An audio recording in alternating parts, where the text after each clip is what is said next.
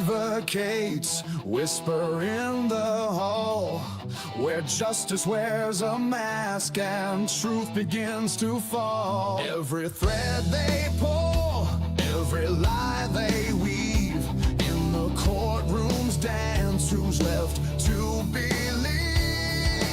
Oh, the devil's in the details, hiding in plain sight, innocent until the gavel steals the light. True crime echoes through the hollow night, fighting injustice with no end. The devil's in the details, hiding in plain sight, innocent until the gavel steals the light.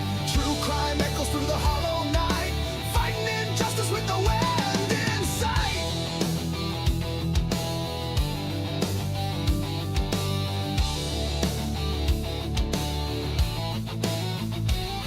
A photograph fades where the truth once stood. Blurred lines between the bad and the good. The scales they tilt with every silver tongue, while the broken cry for a song unsung. Black robes sway like shadows on the wall.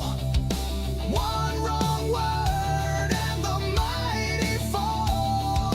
Who's a sinner? Who's a saint? The jury's out, but the verdict's faint. Oh, the devil's in the details, hiding in plain sight, innocent until the gavel steals the light. True crime echoes through the hollow night, fighting injustice with no end. The devil's in the details, hiding in plain sight, innocent until the gavel steals the light. True crime echoes through the hollow night, fighting injustice with no end in sight.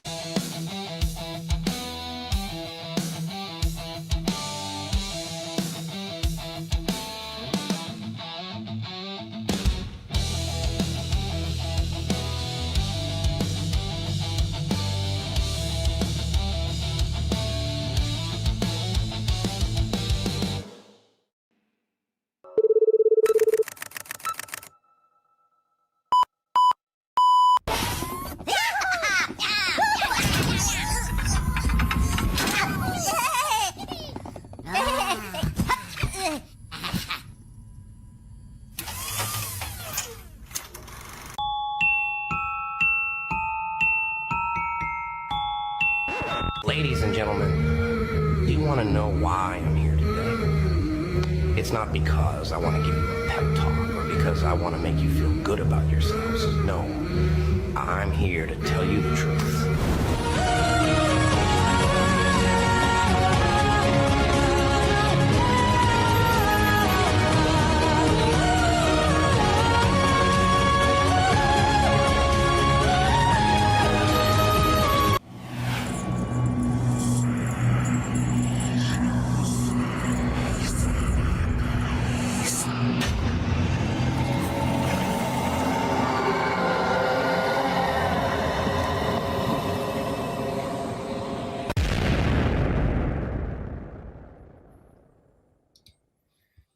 All right, everybody. Can I, let's see if I can get I have nobody. Well, I do have one person sort of backstage. I know everything looks completely different to you. Big breaking news tonight. I want to talk about it. We got a really large audience to start with, and I'm all alone. I don't have my panel guests. Well, I have one panelist backstage, and he's going to wait and hang out a little bit, and we will have the rest of the regular panel, I think, on stage very soon. Well, maybe in about 45 minutes. I want to tell you about the big news in this case from my perspective. I woke up this morning with piss and vinegar in my soul, and I have, in essence, gone to war in a way. And I want to tell you what happened today. I want to use all these euphemisms. I dropped the gauntlet. I did a lot of shit today. Yesterday, I spent all night long drafting letters. The gist of it is I have formally filed a criminal investigation request against the Pullman Police Department. I have gone to the Idaho State Attorney General and filed a request to start an investigation and tell the Moscow Police Department to cease and desist altering any of their files while they're under investigation. I'm going to explain to you what that process looks like, what I've done, what I've filed. I've also sent notices to the media, CNN, Fox, CBS, ABC News, Brian Enton, News Nation, Idaho News, among many media outlets, got a notice today of what I just did. So yeah, there's a part of me that's like, oh shit, you just kicked the hornet's nest. All right, so let me break down a little bit about what happened, what the history is of that. I'm going to read to you the filing that I made to the Attorney General today. I want to explain to you how it works, what my understanding of how it works, and I want to make sure you understand what it means and what it doesn't mean. You need to get the wording of this very, very correct.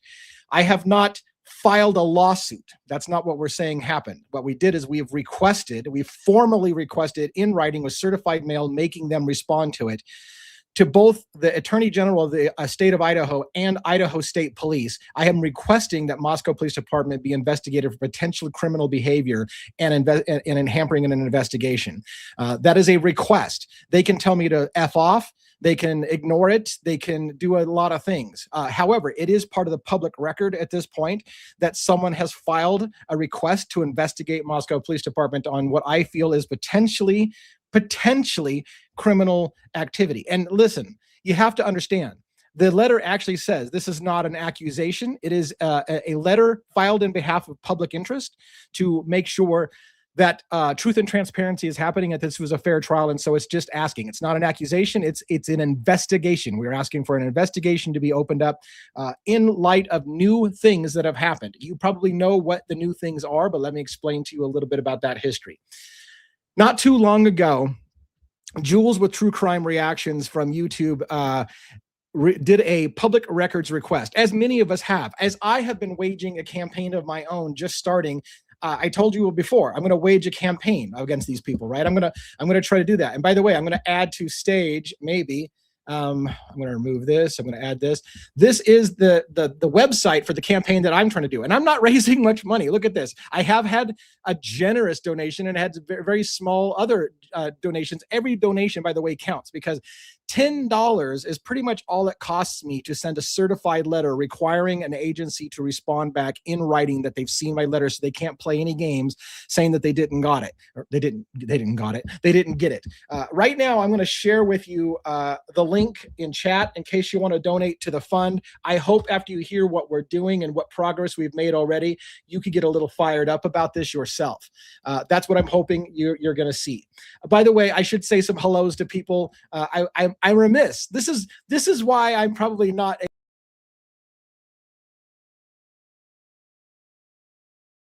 I removed myself from stage. I suck.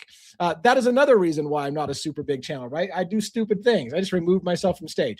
What I was going to say is I should have engaged the chat a little bit before I got into that. Let me just say some well, it's hard to do quick hellos with this many people, but I've got so many of my regulars. I'm not even going to go through all the regulars, and I really apologize for that. I know that we started out this show with a new member. So Marianne Powell became a member and then donated money. Thank you so much for supporting the cause. And I know you're thanking me for supporting the cause. So mutual respect and love for that. Mama J gave my member for 2 months. That's a great, cool notice. Thanks for being part of the show and renewing that membership subscription. It's only $2.99 to support it, and it does help out with the effort. Also, like I said, I've got the GoFundMe page that I added to stage for a minute.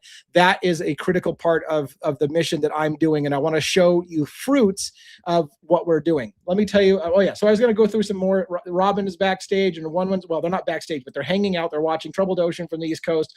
Lydia, I got all these great people. Foxy Rose. The house is too big, unfortunately. Unfortunately for me, it's going to be hard for me to keep up with this. All I can say is love, and appreciate all of you. That I can feel it. I feel the momentum changing. We are building traction. A whole bunch of YouTubers, in the interest of doing what's right, truth and transparency. A whole bunch of YouTubers are getting pissed off, and we are starting a campaign. We're waging a campaign. I don't want to use the word waging war because that sounds violent, and I don't believe in violence, but we are waging a campaign. And Lana from Truth and Transparency is FOIAing people, and Jules is FOIA and public requesting people, and I'm public requesting and FOIA people. And yes, I would love for us to all get on the same page, and I don't give a shit which one of us YouTubers leads that charge. We could probably maybe concentrate our efforts and go different avenues and maybe cover more ground. However, I guess it also doesn't hurt if 5 of us ask for the same information. It puts more pressure. Pressure is what we're looking for. The reason being is now that the trial is officially over of Brian Kohberger, in case you didn't know, I don't even know if I told you at the beginning what we're here for. It's the Brian Kohberger trial. I thought, DA, that case was over. Well, because the case is over, that's why we're making our moves. During the trial, everything was gagged. Everything was sealed. And we were told we can't know because it's an ongoing investigation. There is potentially no ongoing investigation anymore. So there's no reason to hide anything. And so we're pressuring the judge to open up documents. The judge is fighting. Moscow Police Department doesn't want to open up documents that the judge has told them to open up. Moscow Police Department is fighting the judge on his orders to open and unseal things. They don't want to do it. And I'll tell you why they don't want to do it. Because of what happened when Jules, this is my opinion, my interpretation. What happened when Jules got her public records information is exactly why they don't want to open stuff up. Because when they do, people are going to get pissed, and there's going to be FOIAs, and there's going to be criminal complaints, and there's going to be game on. So let's do this. All right. So let me tell you what's happened.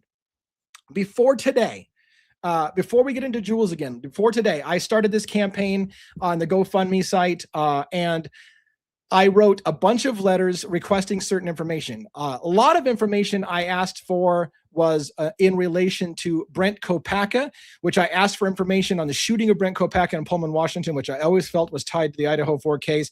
I've asked for full information from Pullman Police Department, Whatcom County Police Department, Idaho, Moscow, several agencies in relation to what they have known about the history of Brent Kopacka and whether he was ever investigated in relation to the Idaho 4 murders.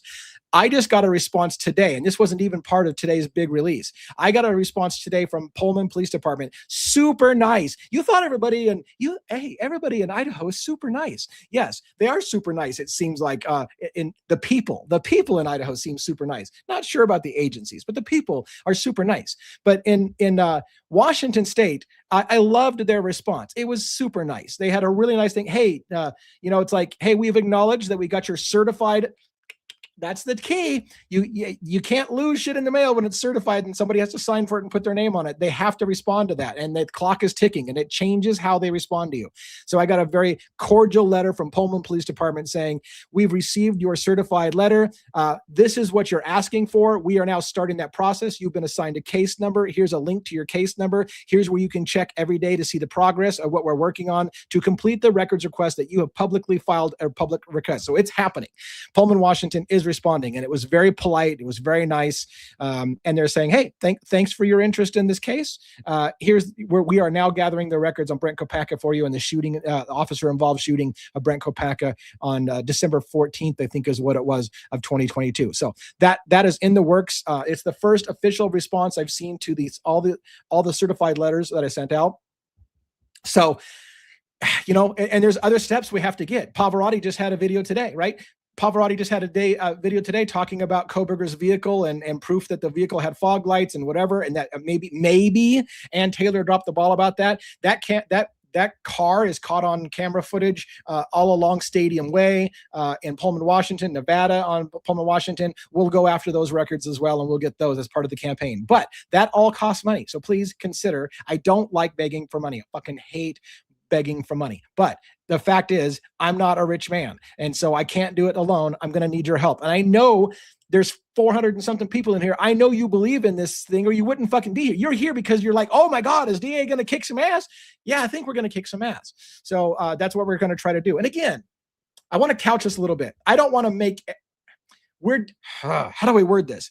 We're the media. I'm the media. I'm representing the media in the interest of public transparency and public interest. The public wants to know that we got a fair trial. There's a lot of people in fact, I would argue it's not a United States, it's not an Idaho problem.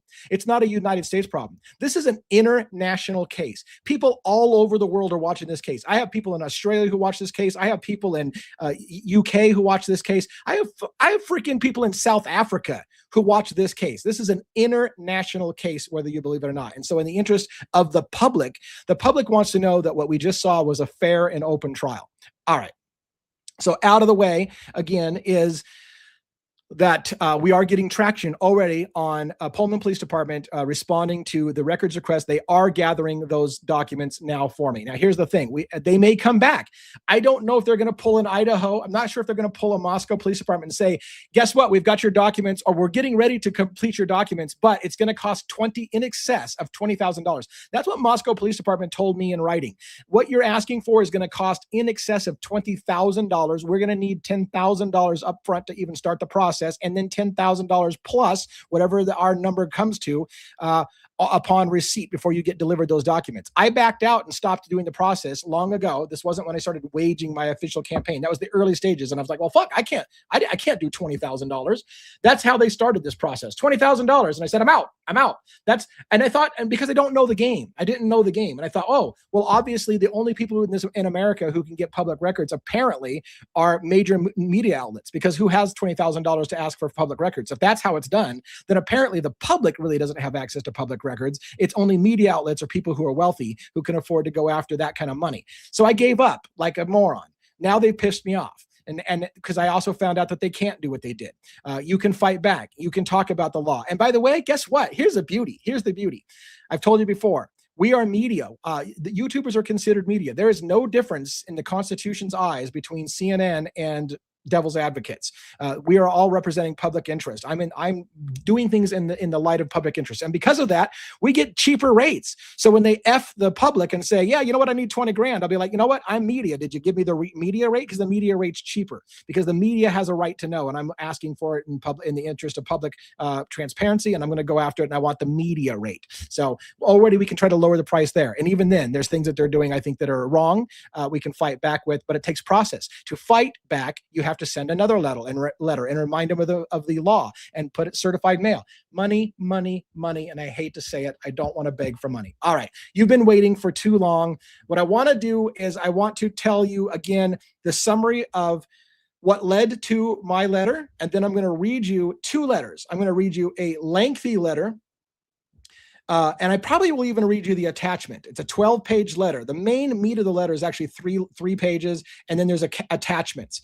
I will probably read all of it for you for the sake of your enjoyment, if you will, and knowing exactly full transparency what I'm doing with your money. When you this was paid for. This was paid for by the GoFundMe account.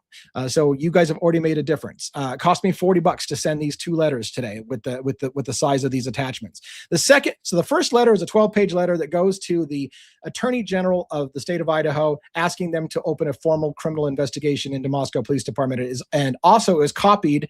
They got a whole package of the same thing to Idaho State Police, because they oversee this investigation as well over the Moscow Police Department. And I've asked Idaho State Police to investigate Moscow Police Department. Now, you would argue, if these agencies were all colluding to do an unfair trial, can you trust Idaho State Police to investigate Moscow Police if they were all colluding on things? Can you even trust, potentially, if you believe in corruption going all the way to the highest branch, can you trust the Attorney General? Well, we're going to have to. That's how the process goes. However, let me tell you something that is scary as hell. If they refuse to do it, and we feel that we have a legitimate reason why they should have, and that they're stonewalling us, this is a federal issue. This can go to the Department of Justice. This is an issue of civil liberties in the United States of America. When somebody's civil liberties have been violated, such as right to due process, then that's a federal issue. The Department of Justice can get involved. So if we get rejected from Idaho, we'll go to the Department of Justice and we'll say, we believe this is a civil rights violation. Brian Kohberger's civil liberties were violated. He did not get a correct trial. And therefore, he was not given due process. He had a right. He had a right to examine and question the DNA evidence against him. They told him that he wouldn't be allowed to do that. He has a right to do that. That's a constitutional requirement for you to be able to examine and cross-examine the evidence against you. And they told him, no, you don't get to do that. So all the way around, we're kind of just getting started. And again, at this point, there's no need to lawyer up. This is a request for another lawyer to start the process. It's a request for the Attorney General of Idaho to formally open an investigation in Idaho. Now, what I also did, like I said, is I also put pressure by emailing a bunch of news agencies to let everyone know. News agencies, you have been notified. Idaho is aware that I'm requesting a formal investigation, criminal investigation to begin. CNN, I want you to know Fox also knows that this has been done, because if you choose to ignore it and the other place goes with it first, you're going to get scooped. So the idea is they can all, and here's the other part of it, they can all universally completely ignore what I'm saying, and then it'll be on record. Don't ever pretend like you didn't know that this was out there, because you got a copy of it on this date and you signed for it on this date, and I've got the proof. You knew this was a case and you just chose to ignore it. Now why don't you fucking explain to America why you think it's not important to tell us what's going on? What you explain. You explain to America why you've lost journalistic integrity and you can't tell people that there's questions in this case. Why are you hiding it? So, and my hope, we're putting pressure on them to acknowledge, yeah, we knew that people thought that this was wrong, but we chose to just ignore it. All right. Finally, let's get to what happened for you, in case you don't know. And I don't know how, if you're following this case and if you're here, I don't know how you don't already know, but Jules with True Crime Reactions filed public information request, and she got and obtained from Moscow Police Department, and I 100% have zero doubt, Jules, that her files are authentic.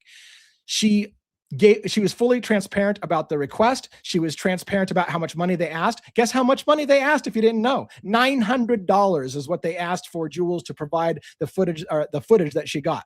Now, she's still getting footage. I know she's shown more footage. I've only watched one piece of her footage, but when I saw the piece of footage that I saw, the one many of you saw, I said to myself, that's fucking exculpatory information. Any jury in America who saw that would have questions as to reasonable doubt.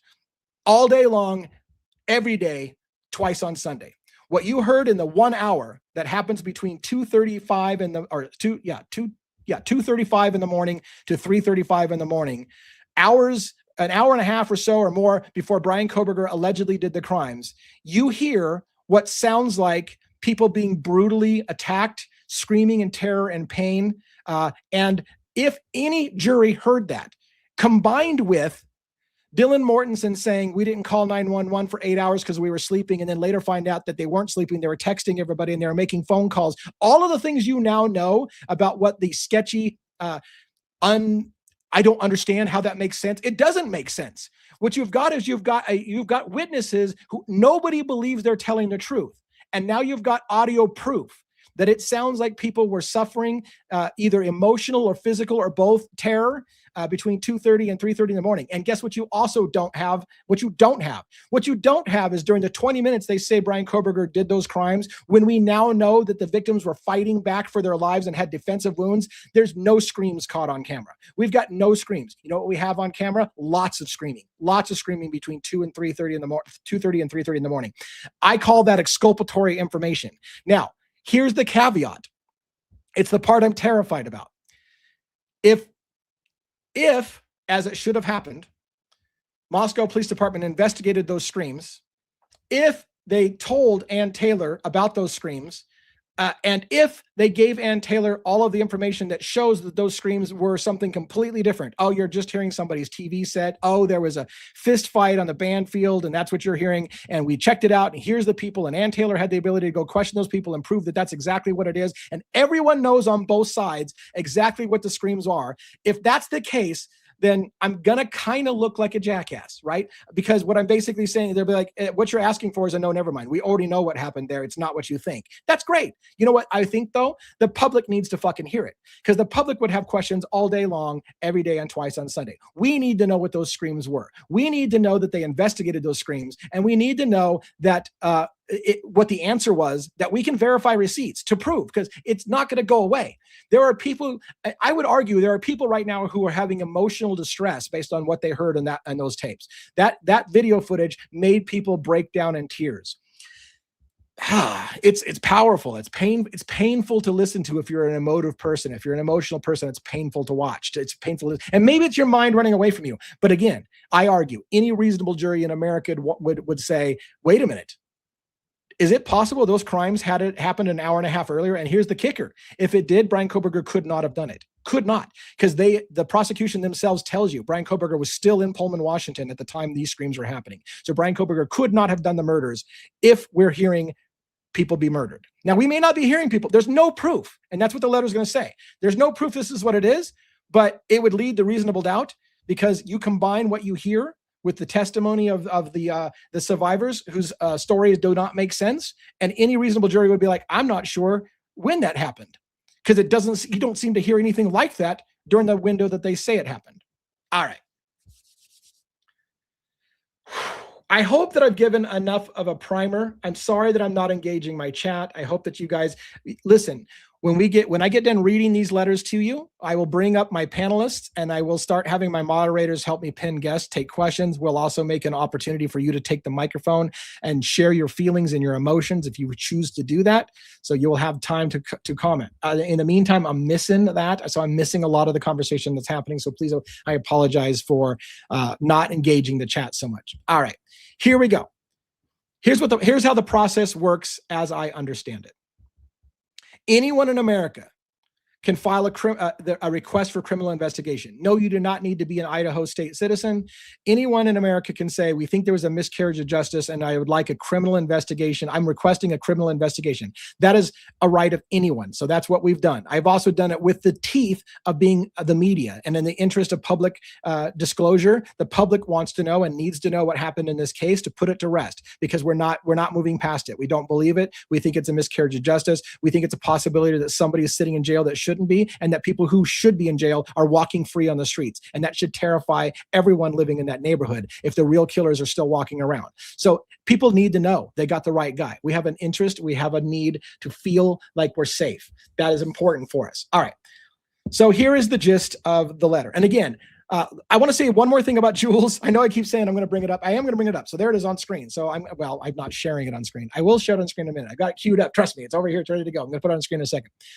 What I was going to say is, if you haven't watched the video, please understand that Jules has it on her channel, Jules with True Crime Reactions. Make sure you're following her if you aren't, because she deserves all the credit. By the way, in this letter that I file, I mention her and I mentioned the history of how I became in possession of the files, which came through her. So I'm not trying to scoop her. I'm not trying to do anything else. I'm just not waiting. I'm not waiting for somebody else to give me permission to do stuff. I believe in my heart, Jules made those files available to everyone on purpose. She wants people to do something with it. So I'm doing something with it. I don't feel like I need Jules' permission to move forward. She put it out there in the public, and I think she wants people to move forward with it. And that's what I did immediately. I couldn't sleep. I went, that's it. We're going to fucking war. We're going to war. All right. So here we go. So make sure you watch her video as well.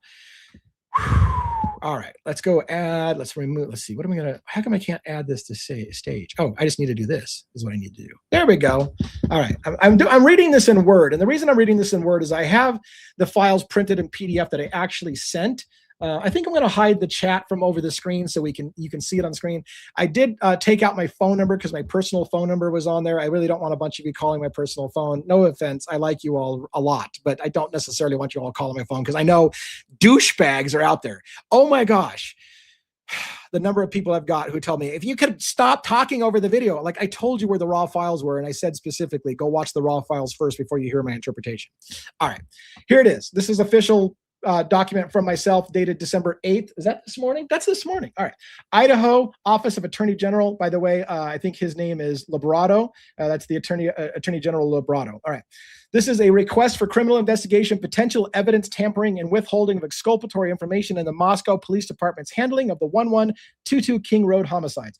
I am submitting this formal complaint to request a criminal investigation into potential misconduct related to the handling, editing, release, and disclosure of video footage obtained by the Moscow Police Department, MPD, and related digital evidence in the homicide investigation commonly known as the Idaho 4 case on November 13th, 2022. Summary of exculpatory issues. In response to a public records request made by a YouTube creator known as Jules with True Crime Reactions, MPD released new footage to the public depicting camera footage and audio from a web camera located at 1112 King Road residence between 2:25 a.m. and 2:35 a.m. on the day of the murders, November 13th, 2022.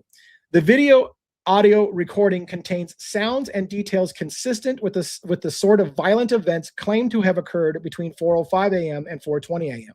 The audio suggests a very likely probability that a violent event occurred at approximately 2:30 a.m. and not between 4:05 a.m. and 4:20 a.m. as the prosecution asserts. Furthermore, No audio from the time that the murder allegedly took place exists, which is consistent with a violent murder taking place. Whether or not the sounds ultimately prove to be the murders themselves, the presence of this audio constitutes significant exculpatory information because, 1, the defendant, Brian Kohberger, could not have been physically present at that location at 2:30 in the morning based on the prosecution's stated timeline. 2, if the footage had been disclosed earlier, any reasonable jury would have had a substantial doubt about the state's timeline, especially in light of the surviving witnesses who gave conflicting testimony and failed to call 911 and report the crime for over 8 hours. 3, Idaho discovery law Brady versus Maryland requires the state to disclose any evidence that tends to negate guilt or undermine the prosecution's theory.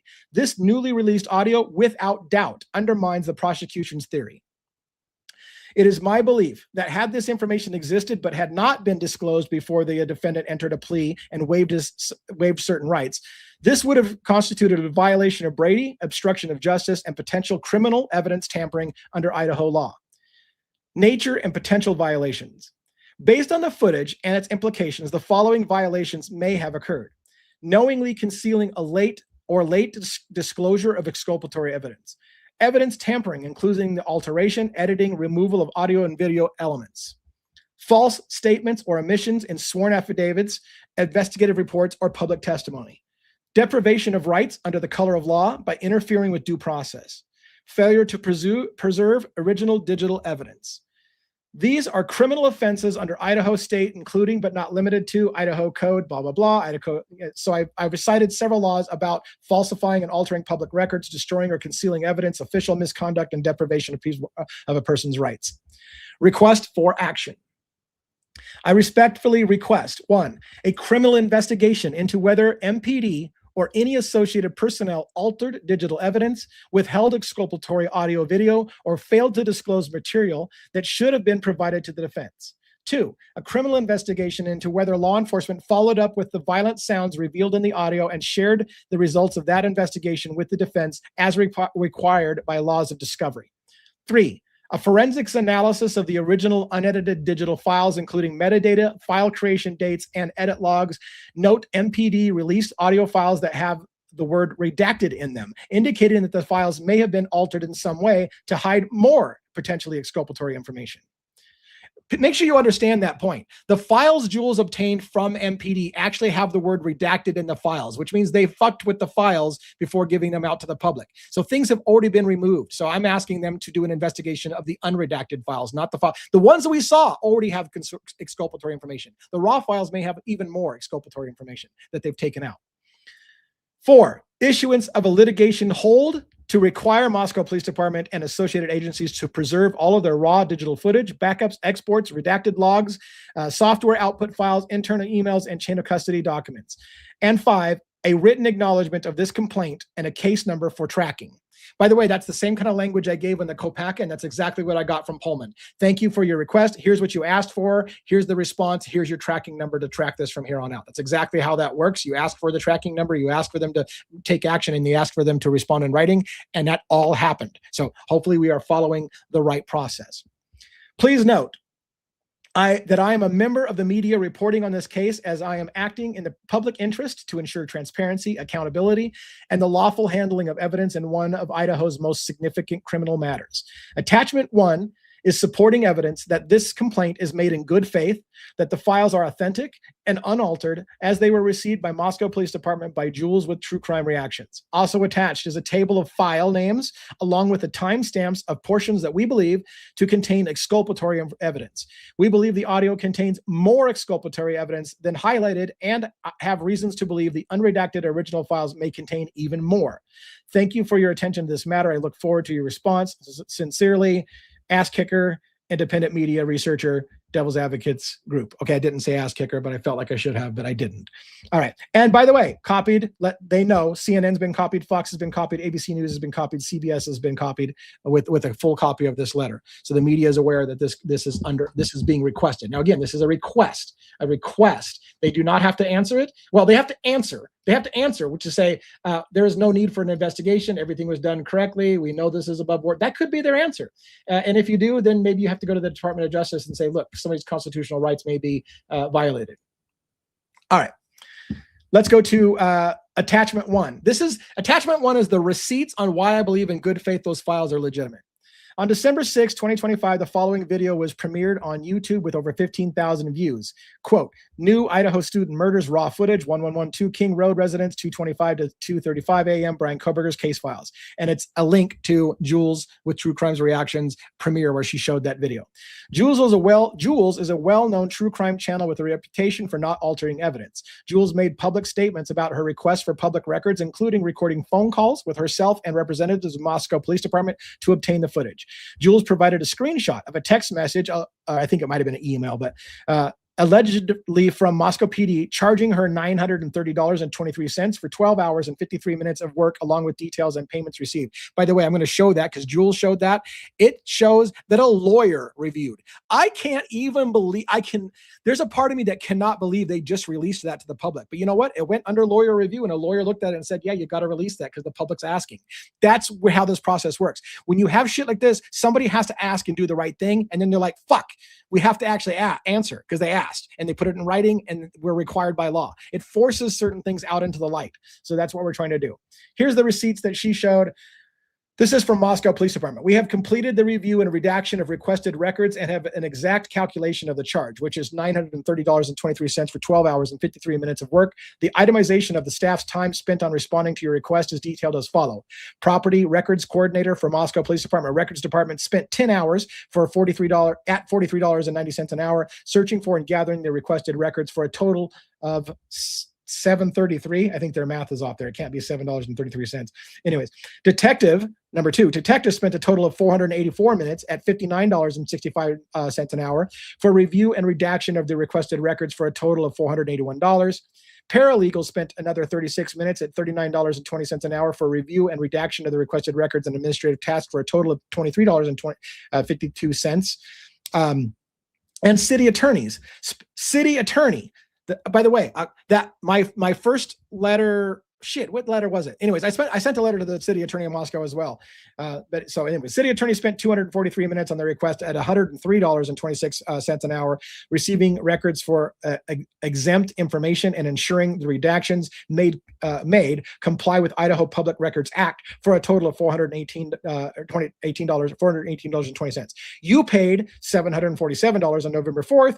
We would need still the remainder of $183.23 before receiving the responsive records. Why is this all in here? It shows why we believe in good faith. This was all obtained above board. Jules has been completely transparent with her request. She's even put phone calls with her and MPD on recordings so you can hear it. There's no reason to doubt Jules' authenticity or handling of the files. And I believe I got those files from Jules. And I believe now that, and I provided those files to the state attorney general's office. So this is like my form of chain of custody. And again, it's a good faith thing. I cannot be sued if I, in good faith, am making this argument. This is in good faith. I'm telling them exactly why I think this is unaltered audio straight from Moscow Police Department, and it contains exculpatory information. Continuing with my receipts, during the premiere of the raw files, Jules made the unaltered files obtainable from MPD via Google Drive, and that address where the files should still exist is this, therefore, is Jules's Google Drive and such link to how to get the files in their raw form from Jules. I as well was quote unquote smart enough to download those files and put them in my own Google Drive, and I shared that to them. And so they've got two ways to find the unaltered files, from me or from Jules. Based on the YouTube creator's reputation, completely transparent process for requesting and obtaining the footage, and her making it available for the true crime community, I have no reason to believe that the footage has been altered. It is my good faith belief that the footage is authentic as it was received from Jules. Here is a screenshot I sent to them of Jules' hard drive, showing the names of the files that Jules has, showing that she's the owner of the files, showing the date that she had the files posted, and the file sizes, all of which for them to be able to prove that this is exactly what happened. All right, so I had some noise coming in. I wonder how that happened. Wasn't one. All right. So with me so far? All right. Attachment 2. Now this is the part that's going to be maybe a weird reading, but I want you to know if you haven't seen it.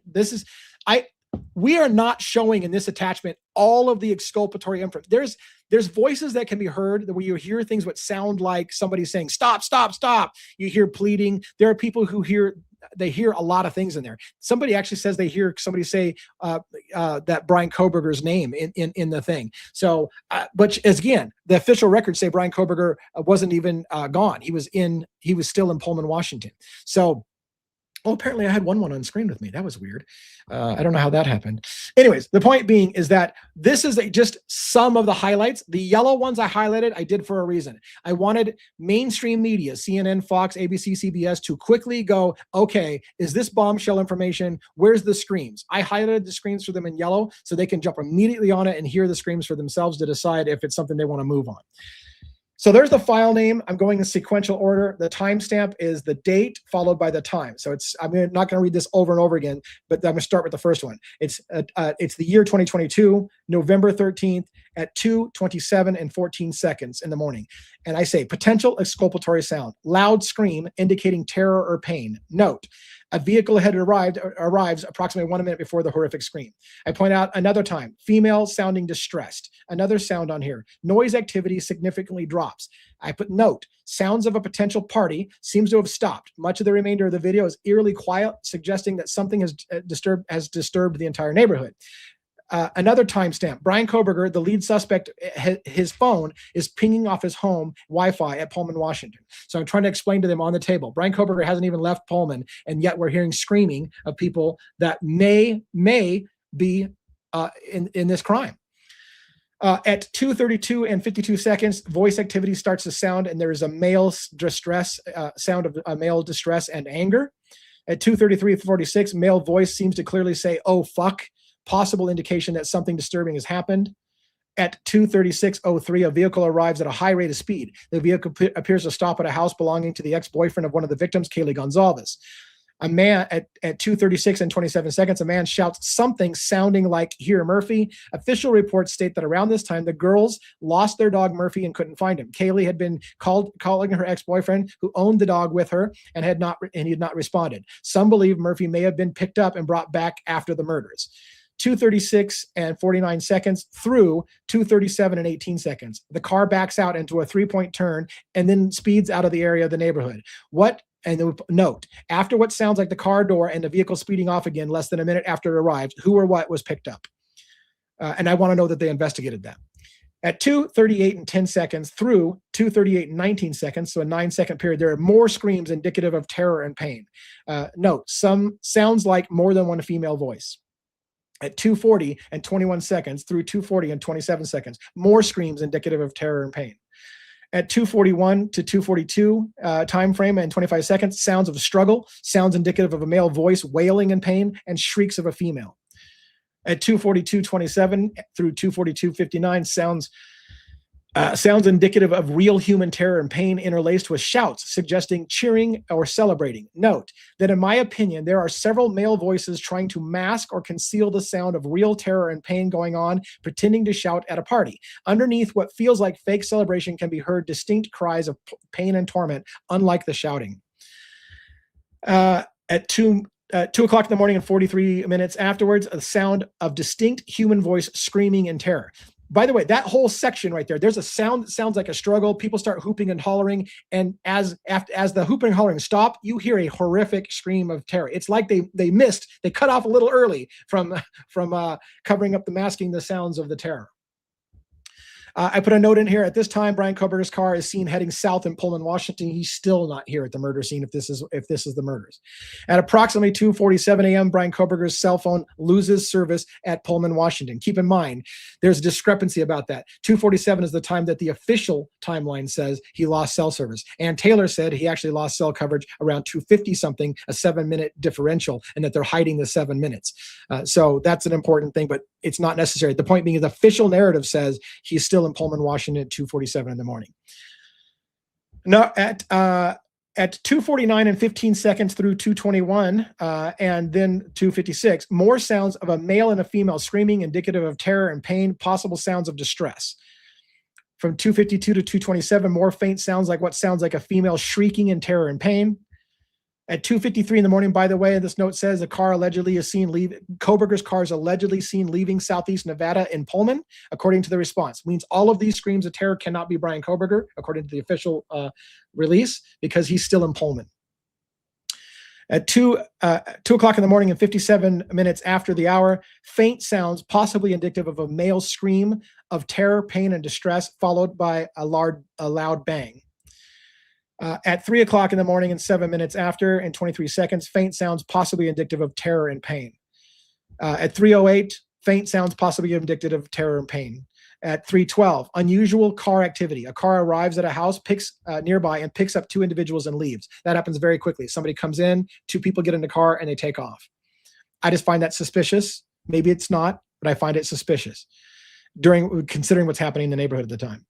At 3 o'clock in the morning and 20 minutes, a person is seen coming from the direction of 112 King Road residence. The person seems to be a male, suspiciously looks into a dumpster and deposits something, and it says deposit something in a dumpster before walking off down the King Road.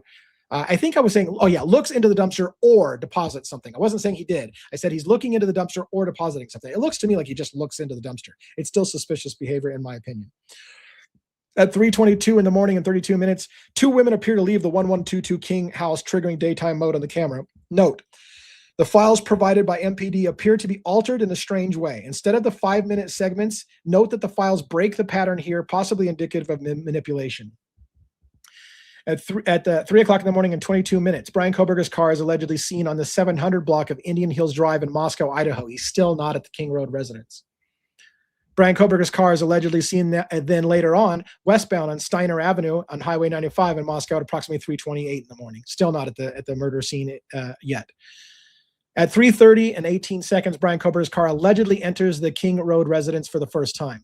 At 3:30 and 18, Brian Kohberger's car allegedly leaves the scene.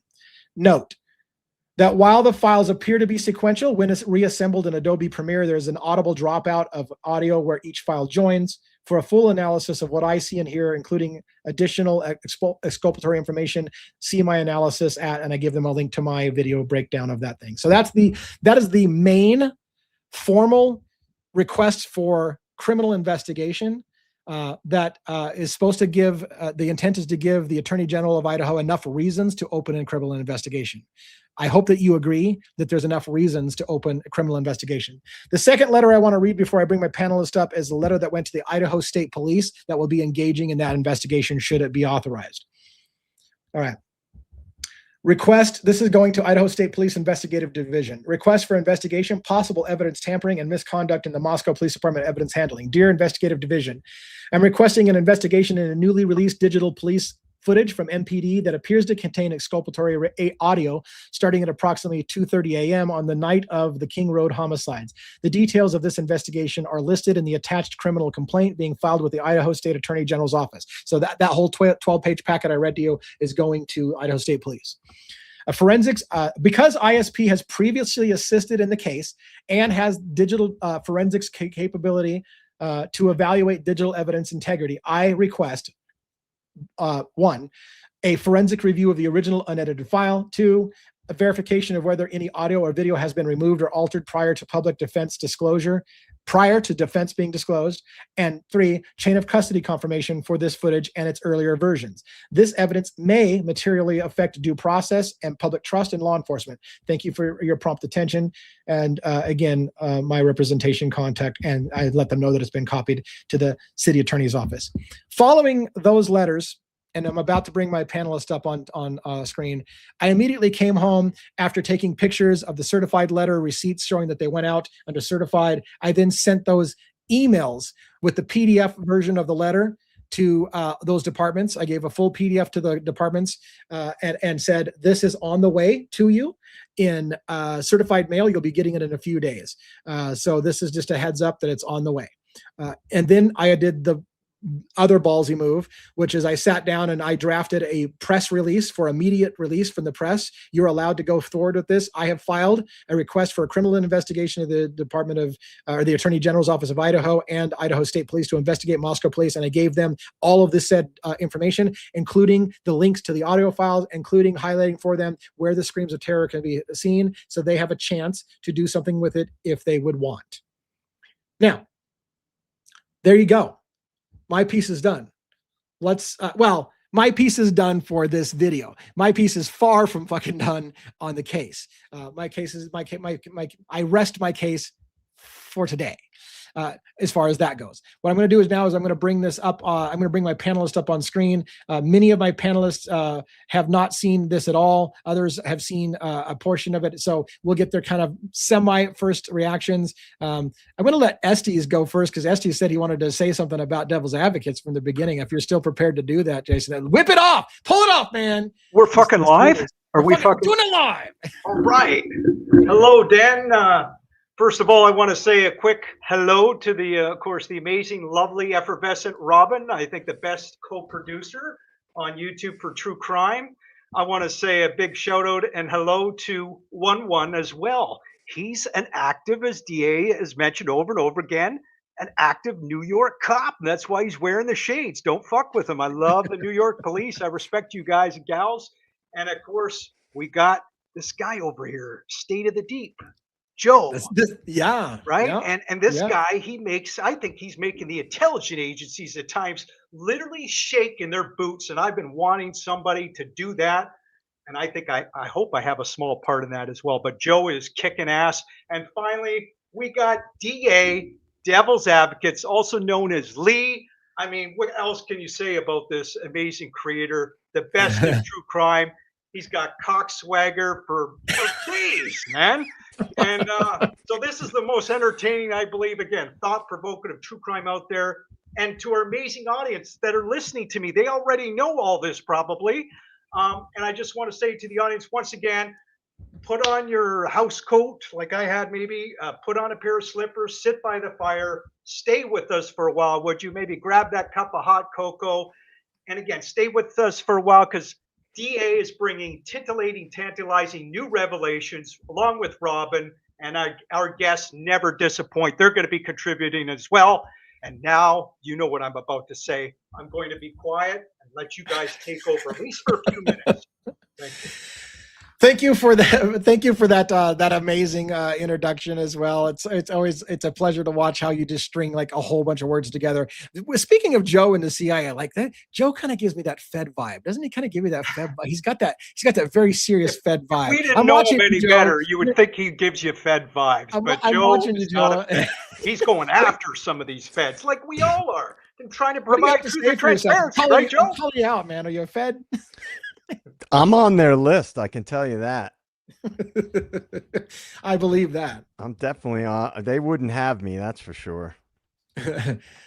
Well, it's good to have you on the show. I'm glad that you got to make it on what I consider kind of a monumental moment for hopefully a monumental moment for truth and justice. And again, here's the thing, like, I think it's going to bear fruits. I think this is just the beginning. I think the pressure campaign is ratcheting up across the way.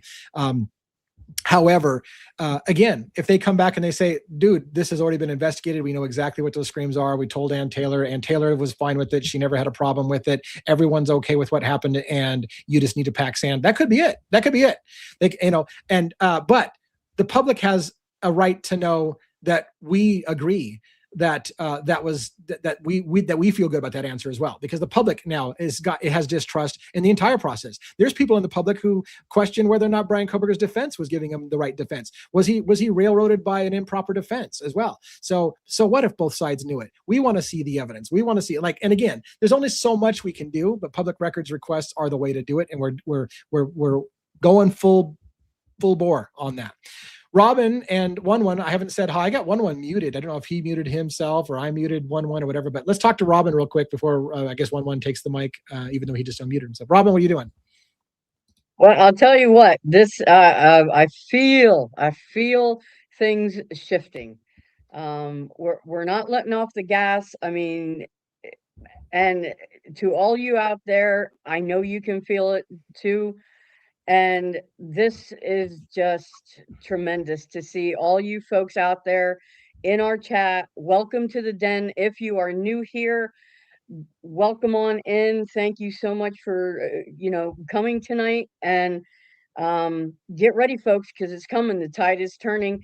Even if all they say is, okay, maybe we knew, this is what it is. At least we'll know. At least we'll know. We'll have some kind of answers, but yeah, yes. Lee, it's just tremendous what you're doing, and just really glad to be a part of it. So 1-1, our NYPD active, active duty officer. What do you think about that maneuver? Are you on board with that? What an amazing day. It's good to be alive in the den on a Monday night, live from New York. It's Monday night. Hi, JJ, hi, Esty, Robin, Den, Lee. Hope everyone's having a great night. What an amazing day. I feel like, we were joking earlier, but obviously you have to try to make some light of the situation. I mean, this is like a mic drop moment. I really feel that. I don't know how anyone could watch that, mostly listen. I don't know how you could listen to that audio and say, oh, that's just a college. That's just a party. That's just a bunch of kids, partying. That wasn't a party. Those were blood curdling screams. And what's even more heartbreaking about someone getting attacked or possibly murdered or whatever right at that moment, there are pictures online you can find. You look at, where the camera is, that 1112 house, it's literally right there. It's right next to there. If you're going to tell me that there were people, whoever, I know there's some girls, I'm sure there's some guys, whoever was in that house right there, you're going to tell me that they didn't see anything that was going on? It just baffles my mind. The only thing I could think is that, to speak on their behalf, maybe they were afraid of getting involved. That's, I hope that's what it is, because it just to not do anything, to not take any action at all, it completely baffles my mind. They were right there. I think there's two windows that face the house. I believe. I don't know. Yeah, and let me say this, some of that, and I'm going to talk about two things. I want to talk about the people who are saying, DA, you're an idiot. Those sounds have been out there for a long time. Welcome to finally catching up with the club. We already know those sounds existed, blah, blah, blah. Let me tell you what the difference is, in case you just fundamentally miss it. The difference is that YouTube creators were taking other footage, and listen to this. Those screams were so loud, they show up on other cameras, like the Linda Lane footage. They show up on other places. And YouTubers have isolated audio, dropped things out, enhanced things so you can hear the screams, but it's picked up on other cameras. The reason why I haven't commented on it is you should know by now my feeling about having to fuck with audio and enhance things and bring things up so that you maybe hear this, and then they tell you what you're hearing, and I avoid that shit like the plague. Yes, I know that there's been allegations that the murders happened at between 2:30 and 3:30 at least the last year. So yes, I'm well aware. So no, I'm not coming to the party late. You're missing the point. This is officially released by Moscow Police Department as the sounds from 1112 not altered in any way, shape, or form. And there is no mistaking. No YouTuber fucked with that audio. That is straight from MPD, in my opinion. Now, if I'm wrong and somebody duped me, then God help everybody. But there's no reason for me to believe anybody's messed with that audio. Go ahead, Joe. No. I was listening to Outkast today, and he was going over that video. And his opinion is that video was altered. That in his opinion, that there were things covered up in that audio. That was his take on it. It's an official video. Yeah. But it was his opinion that there were things like kind of distorted, muffled on purpose. warbly and stuff like that, which he believed was alteration. He was pretty confident about it. Yes, Joe, to your point, if I may say real quick, he said that it was, I watched his video too. And he does some great editing. He seems to know a lot about audio.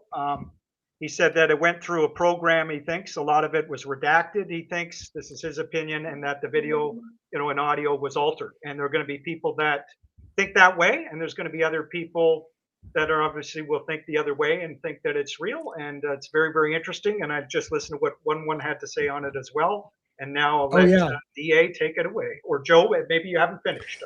No, I mean, essentially, that was the main thing. And considering all the other redactions in this case, why would it be a surprise that video and audio that were released were highly redacted? And I mean, it's not complicated to have a sound engineer, especially somebody who works for the feds.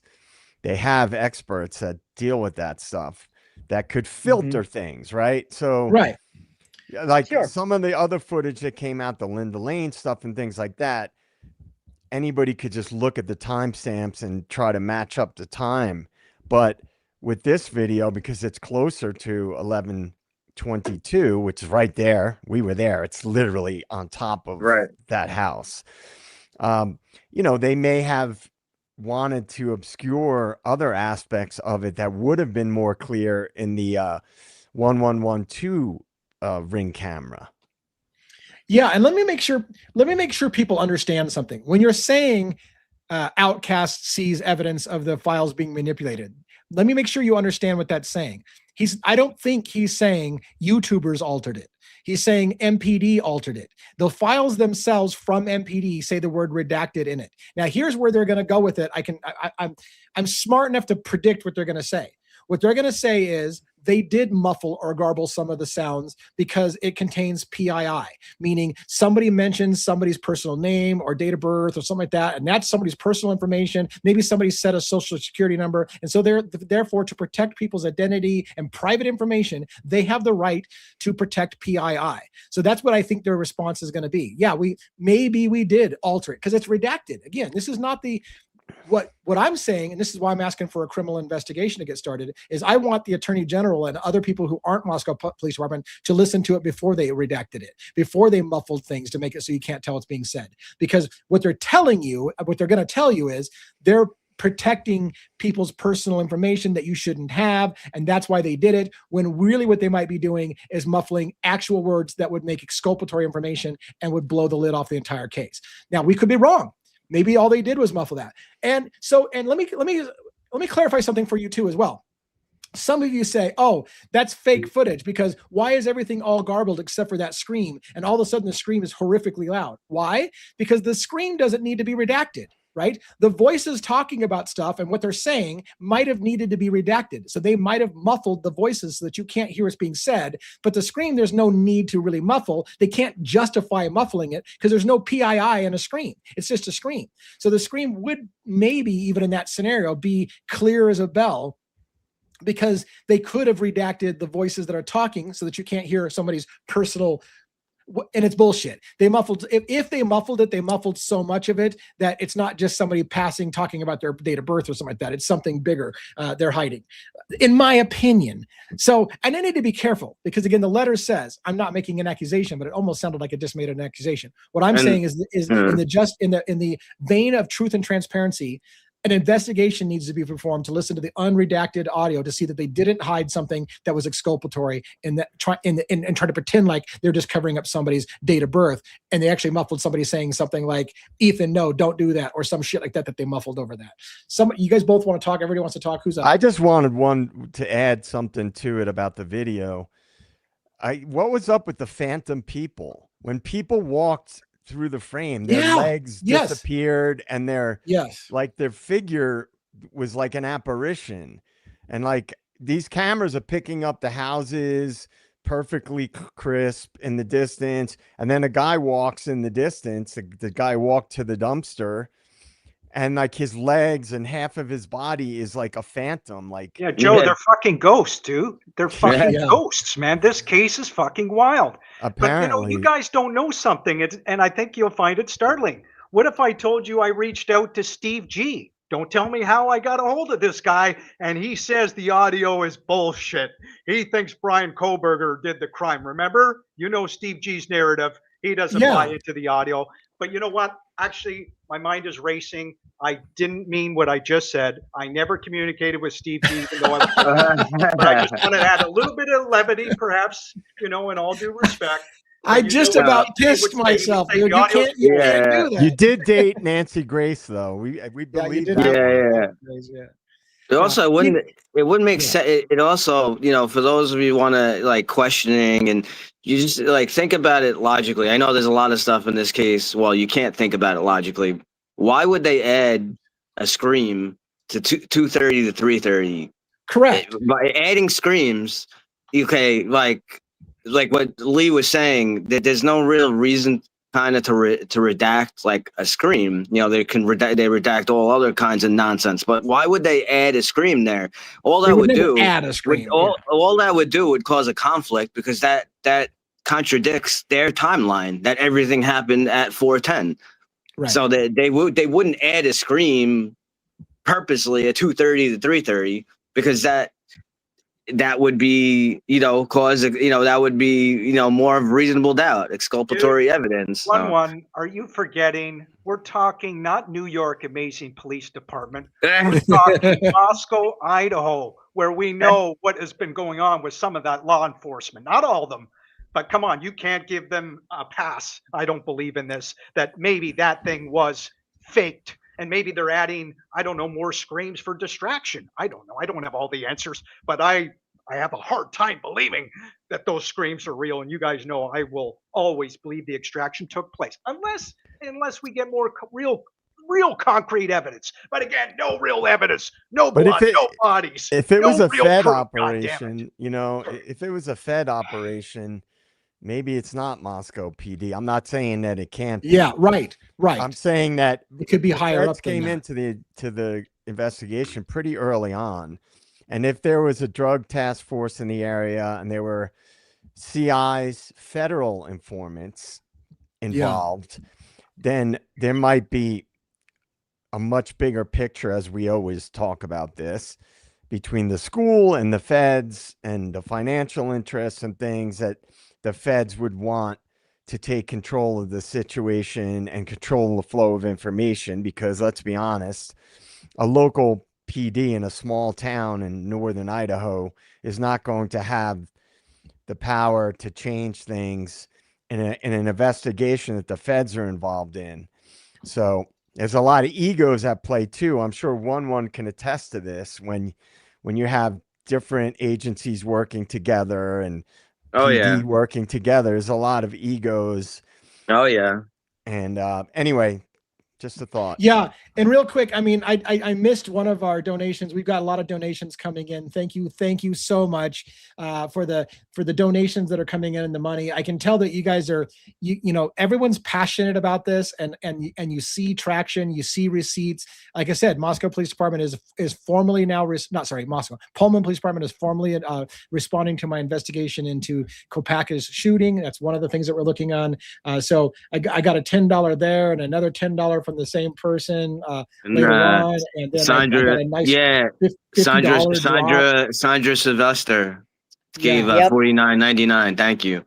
Yeah, thank you so much. It means so much for the work we've got. This can get expensive, fighting a war with agencies and stuff like that. So, my hope, we're getting ahead of ourselves. My hope is that if this proceeds in a legal area, that some lawyer will take it pro bono and fight for truth and justice and be like, yeah, I'm going to fight that fight. I see enough receipts. That's what I'm hoping. Some attorneys out there are going to say, okay, now I've seen enough receipts. I'm pissed off. I'll do that for free. Fuck it. I'll do it for free. So we'll see. Congratulations on so many views, not only tonight, obviously with the amazing audience, but on your video that you did, that long 2-hour winded, but right, 2.5 hour. Yes. I think you're over 10,000 views easy right now. So keep it going. Yeah. I'm glad, I'm honored to be part of it with our amazing guest, Robin, the best co-producer in all of YouTube. I think true crime. I think it's safe to say. And finally, I just want to say real quick, I liked how you said in that video, DA, I guess, I forget, did you put it out yesterday? I'm losing track of time. Was that yesterday? With the big long-winded video? Yes. Yeah. Saturday. I think it was that one you said, you mentioned it several times, that house that we all saw with the lights on, that it was theater of operations. And you were being honest. You speculated that either it's possibly the assailants, they would have a great viewpoint. Yeah. Or if you believe, I think you said this, if it was an extraction, some sort of extraction, in other words, the feds, that would be perfect to be in that house. And I would think, Yeah, I would have a hard time believing it would be gangbangers leaving the lights on, but what do I know? I'm not in Moscow, Idaho. But I love how you said it was theater operations. So I think there's a lot to be said about that. And you saw that, you pointed out, and Joe would know very well because he was there with you live in Moscow, Idaho. So we could see it on Yeah. video. And Well, you know, I try to keep an DA. open mind. Oh, sorry, Yeah. DA. Yeah, no, go ahead. Yeah, DA has said it. He said it when he went back with Rhonda. When we were there, no video I've seen by anybody represents how close together the houses are in the King Road area. I mean, I can't. It's even the stuff we shot and the TA and Rhonda shot. It's hard to explain, and I can be as emphatic as I want, and it's still not going to get the point across. Like, Yeah. Sigma Chi is, guys, it's right. It's so close to the road. The 1112 is like right on top of 1122. They are so close together that it's just crazy in light of this new audio and video to consider that area and that it's not more obvious that shit's being covered up. Whatever it is, whatever is being covered up, we can debate that all night. But it's crazy when you're in that actual area. Can I ask one a question? Oh, sorry. Go ahead. Rob. Yeah. I was just gonna say, Robin, could you put the link for the donation thing? A few people are asking. I already did. So. Oh, okay. Great minds. Great minds. It's funny. I think Witchy has a point. I hope that they're making the point that I'm going to make. Some people tried to make comment about Brian Kohberger's alleged 3-point turn like it was something suspicious. Like he's looking for a thing. He can't find a parking space, so he has to do a 3-point turn, and he's stalking the girls. And as this person says, even in this video footage we saw, somebody comes in and has to do a 3-point turn. Everyone has to do a 3-point turn practically because it's tight. The whole area is that tight and that close together. And again, as an aside, in my opinion, and again, I understand the mind can play tricks on you and whatever, but in my mind, and a lot of people have told me they felt the same thing. Shortly after the scream is heard, the first scream on camera, that whole neighborhood gets fucking quiet. There was partying going on. There was talking going on for a short period of time after the scream. A little bit of talking still goes on, and then that whole neighborhood just shuts down. It just gets quiet, and that's creepy as it is. But go ahead. Thanks, D.A. I just want to ask one being the amazing, again, New York cop and he's not investigator, but I know you know a lot about investigations. One. If you were an investigator, just put yourself in your fellow investigator's shoes. And just being a New York cop, would you want to know who was in that house and sort of even canvass and ask neighbors who does that house with theater operations there right across? Do they leave their lights on like we saw that night? You know, who lives there? Who Sure. that house, right? Sure. Absolutely. So one of the things, going on scene, obviously you show up to the scene. The first thing, obviously, is to render aid, life-saving operations. Does anyone need immediate help? Obviously, that wasn't the case in this situation, right? So once it's established that there's a homicide, there's a crime scene, so you're going to get additional units to come. You get the first officer there. He puts the tape around the house, which was good. That was about the only good thing that was done. There's a bunch of stuff, though, in that body camera that makes me believe that the police were already there or someone was already there beforehand. There's no real clearing of the house at all. Again, the locked door and other stuff. But one of the other things that you do when you have a crime of that magnitude, immediately there should have been a follow-up, sector car or officers should have been going around taking the license plate, taking pictures, taking stuff of all around that whole area. Walking around the block, every single car that you can see, because you can't always assume like, oh, whoever the perpetrators are or whatever, that they left the scene. There's nothing here. That's not always That's not always the case. You'd be surprised to find out, you know, sometimes a car that was right there in the involved in the scene is there. It's just what was the info taken. So what that would do as well, like going along with what you're saying, what you're asking me right there, that would be you know, let's say you know, like this 1112, right? You get people who are maybe, you know, they're a little afraid, or they don't know if they want to get involved, but you have a whole bunch of cars there. You go around, you take all the license plates, you have the cars. Eventually they will find whoever the owner is of that, who had that car there, who was parked in that, and they'll find them, they'll get to them. So absolutely, you need every possible way. Some, you know, someone saw 2 seconds of something, nothing, no stone should be, you know, unturned. You gotta check the smallest little thing could lead. And again, that's what is so aggravating to me. Again, I don't know if it's due to lack of experience or you know, I know they don't, you know, I know it's a small town. You cannot have, you know, 5, 6, 7, 8, 9 officers like barreling through the house.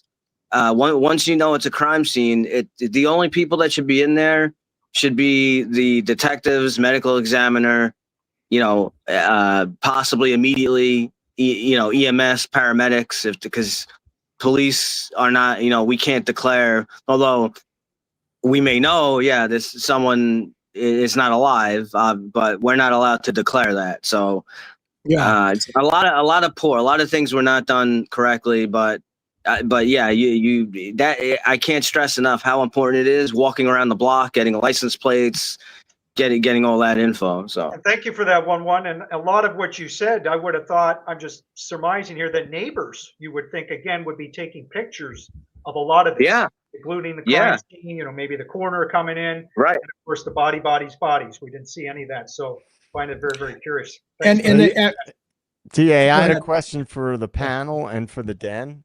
Yeah.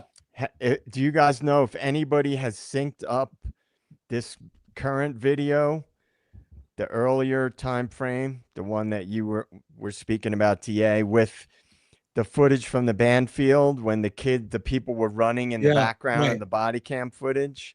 Does anybody remember? I don't remember off the top of my head what time that was. I thought it was like around 3 a.m. It was around 3 a.m. It was. I don't believe, it was a little, yeah.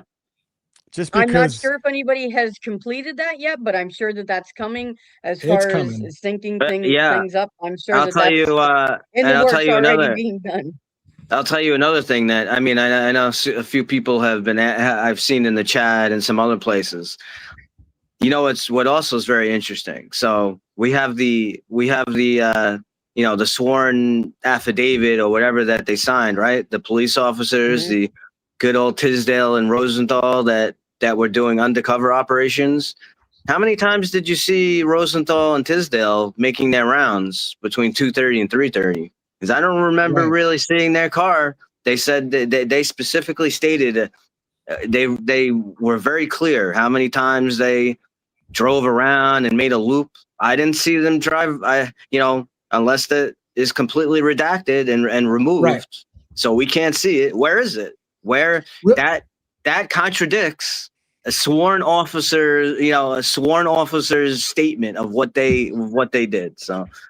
And just for go ahead. Yes. DA. Oh, I just wanted to stop for a second and say thank you to the community that's rallying around this moment, because I don't like asking for money, but we've already doubled our donations on the fund for the GoFundMe for the letter writing campaign and in the legal campaign, with the donations that are popping in left and right over here. So again, I don't like asking for money. I believe that I have integrity. I will not spend a dime of your money to go freaking get a drink at a bar or some shit like that. That money's going 100% to sending certified letters and waging that campaign for the public records request, looking into all these areas. There's lots of shit to go after, lots and lots of stuff to go after.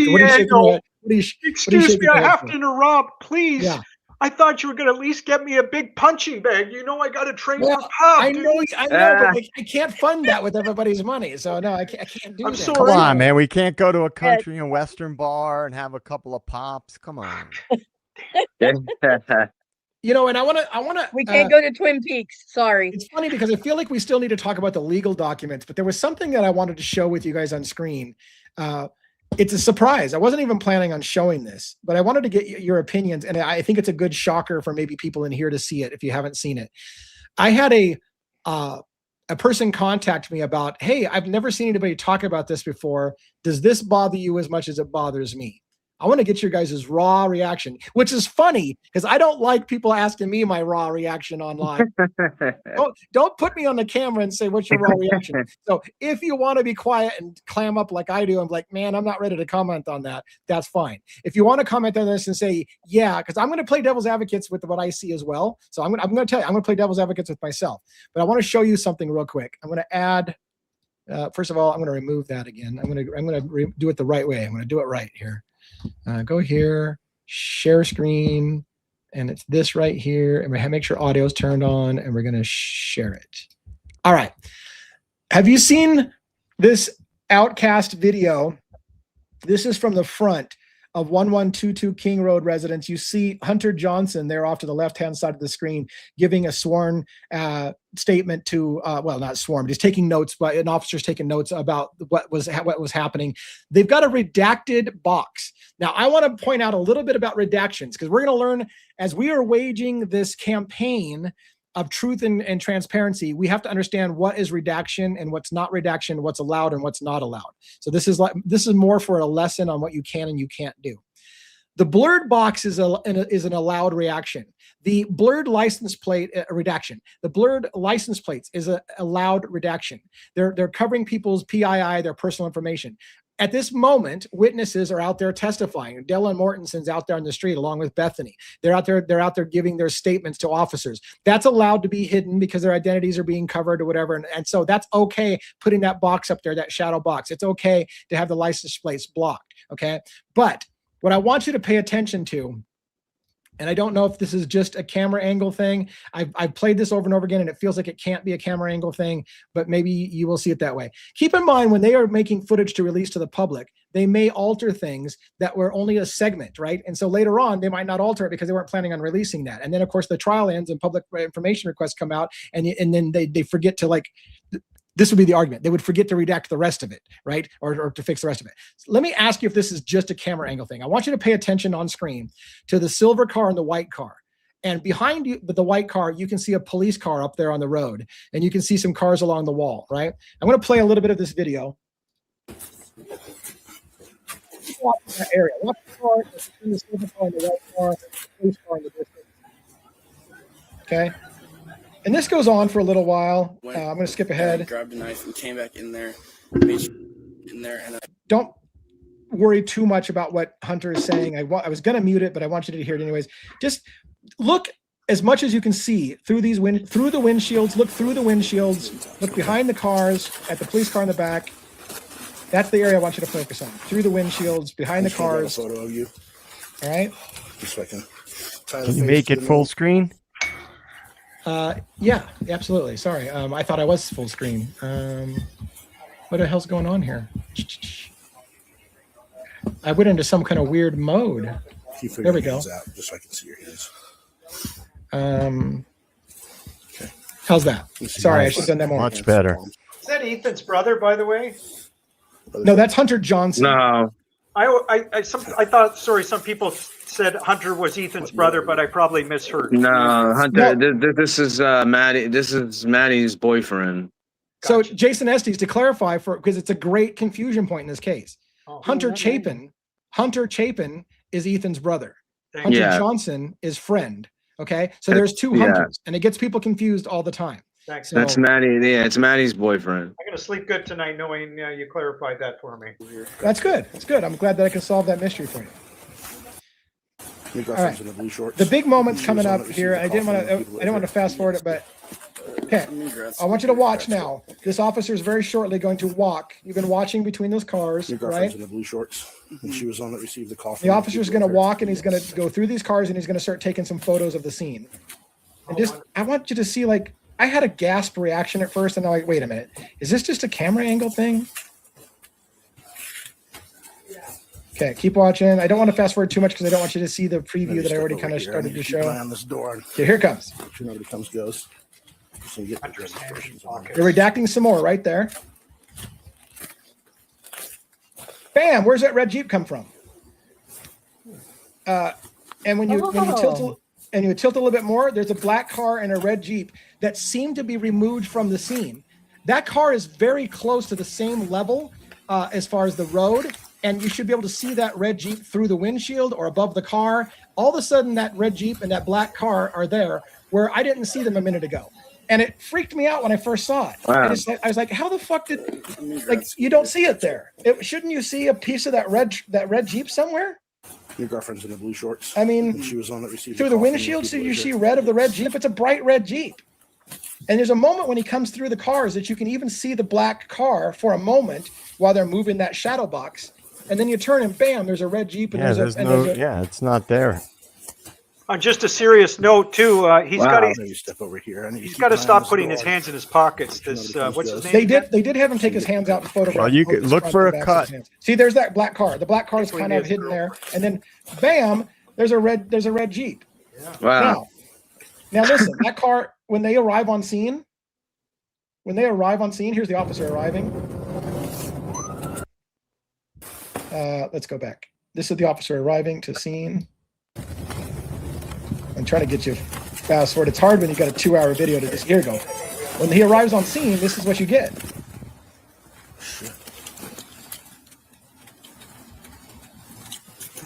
Okay, come on. I don't want to have to fast forward because it's too close and it'll jump too much. Okay. That's fun. That'll make you nauseous. Welcome for the puke factor. That's 1112, the house that has the camera footage we've been talking about all night. Oh, I thought you were saying look, that. There's the black car. There's the red Jeep, clear as shit. Right? Right. But later on, when you're looking at it from a different perspective, it's like, it's just. Can you show that again? You know what? Let me tell you where I think you're going with it, because I did the same thing. I remember I told you I was going to play devil's advocates with my own position. I'll tell you what I'm going to stop. But before you say it, because I want to make sure that you know I caught it too. The thing I caught was, and you can't see it here so well. I could show another video if you want to see it. There is a negative slope to this drive. So it's higher at 112 King Road than it is down here at the street level. So that road angles and slopes down. So the first thing I asked is it just a camera illusion that when you're up higher and the road's sloping down and those cars are lower in position, is that all it is? I don't know if that was what you're going to say. What were you going to say, Joe? Well, it's the angle of the camera, like you were saying earlier, the camera angle. What I just looked at, what I focused on was when he walked past the car and he turned and you see the red Jeep and the black vehicle behind it. There's quite a lot of space in that little sort of retaining wall there. Yeah. So if you look from when he's talking to Hunter with his back to the house, there's not as much space visible of that retaining wall.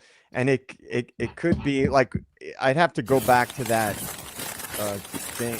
Do you want me to jump? You want me to jump to that same Hunter? Yeah, when his back is to the house and he's talking to Hunter. All right, you see how you got the retaining wall there, right? There's like a pretty good amount of space there. Yeah. Right. When he walks, it's very hard to tell because you can't see through Kaylee's windshield. Right. And he's got that blurred out. But when he walks around to the other side, I was using the retaining wall as a visual cue reference point. Yes. To see how much room was there between where the retaining wall slopes down and where it gets a bit wider as it goes closer to the house. Yeah. and look at, and then when he goes around to the other side, you look at where is that Jeep in relation to the slope of that retaining wall. Right. Excuse me, is this after the homicides, You the can grab a photo supposed of you. homicides? Yes. This is Yes. shortly after they arrived on the 911 call. Just real So- quick question. I think one can answer quickly. One. Have you ever Yeah. seen anybody after a double murder, single, quadruple, just have body language where they're constantly keeping their hands in pockets? I was just curious. Well, Is it unusual? no, he should have had his hands out. I know. I don't know at what point of that video. I know that at some point they make Hunter they look at his hands. They want to see both. I don't know if that happened before the spot that you're Yeah, showing. I can show it if you want. But what they Still. did do, which was horrible, was allow Hunter to like kind of lead them around the house while he's holding a knife. That Right. makes absolutely no sense. He should have been he should have been handcuffed and held until further investigation. And why is he just allowed to hang out? Like he's just hanging out with the boys. Yeah. I don't get that. He should have been he was holding a knife when the cops arrive. That's great. He should have been put in he should have been put in handcuffs immediately. Yeah. Yeah, just because someone's put in handcuffs doesn't mean they're under arrest. Right. Do you hear this, Brian Enton, Nancy Grace, Ashley Bashfield, CNN, Fox News, where DA's done investigations calling out CNN, Fox News? You better be listening. These are the listen. facts and questions you should have been asking, and that, as we know, they don't. Well, do it. when they know who the real culprit is, you'd have to be a pretty good actor to be on the scene and fake everything. All right. I do want to, for full transparency, I want you guys to just be quiet for a moment and watch this, just so people can see it. You put your hands out just so I can see your hands. Okay. You can see your front and back of your hands, your palms. So that the officer did say, "I need to see your hands." He made him take his hands out of his pockets, and he photographed both sides. What year are you? So I just wanted you to see that the officer did Yeah. ask him to take his hands out, and he photographed both sides of his hands. However, right. But again, that was after he led them through the house holding a knife. I mean, we don't have a great camera shot, but a pretty good one. I mean, his hands, I didn't see him fucking trembling. He'd be tremoring like mad after quadruple stabbings, wouldn't you? I mean, come on. Yeah. Questions I Yeah, have. there's a lot of things we can break down that are kind of outside the scope, because we kind of went, this is Sure. mostly this is a focus on the document, what the Oh, I'm campaign, sorry. Yeah. but Right. but I wanted to show it to you because I was like, I don't know if I thought about doing a full video about it, and I thought, well, man, maybe it's just a camera angle kind of thing. But where I was going with it, the reason I wanted to do it as a lesson, because there's another video we saw, and I'm not going to show it on screen, where Phoenix Talks was showing what she thought was, a ping pong table that had been moved, and maybe a body is underneath, and maybe they blurred some stuff out. But one of the things that I caught, and you saw it too, when we were watching it, was there was a beer bottle on the table that is Yeah. clearly not in one of the shots. And then he turns around, and all of a sudden there's a beer bottle on the table. And what I want to make sure people understand, redactions like blurring out a license plate or a person's face or whatever are allowed. Fundamentally altering reality to make something appear that wasn't, that makes somebody disappear that was at the crime scene, or add something to the crime scene that wasn't originally there, altering reality is illegal.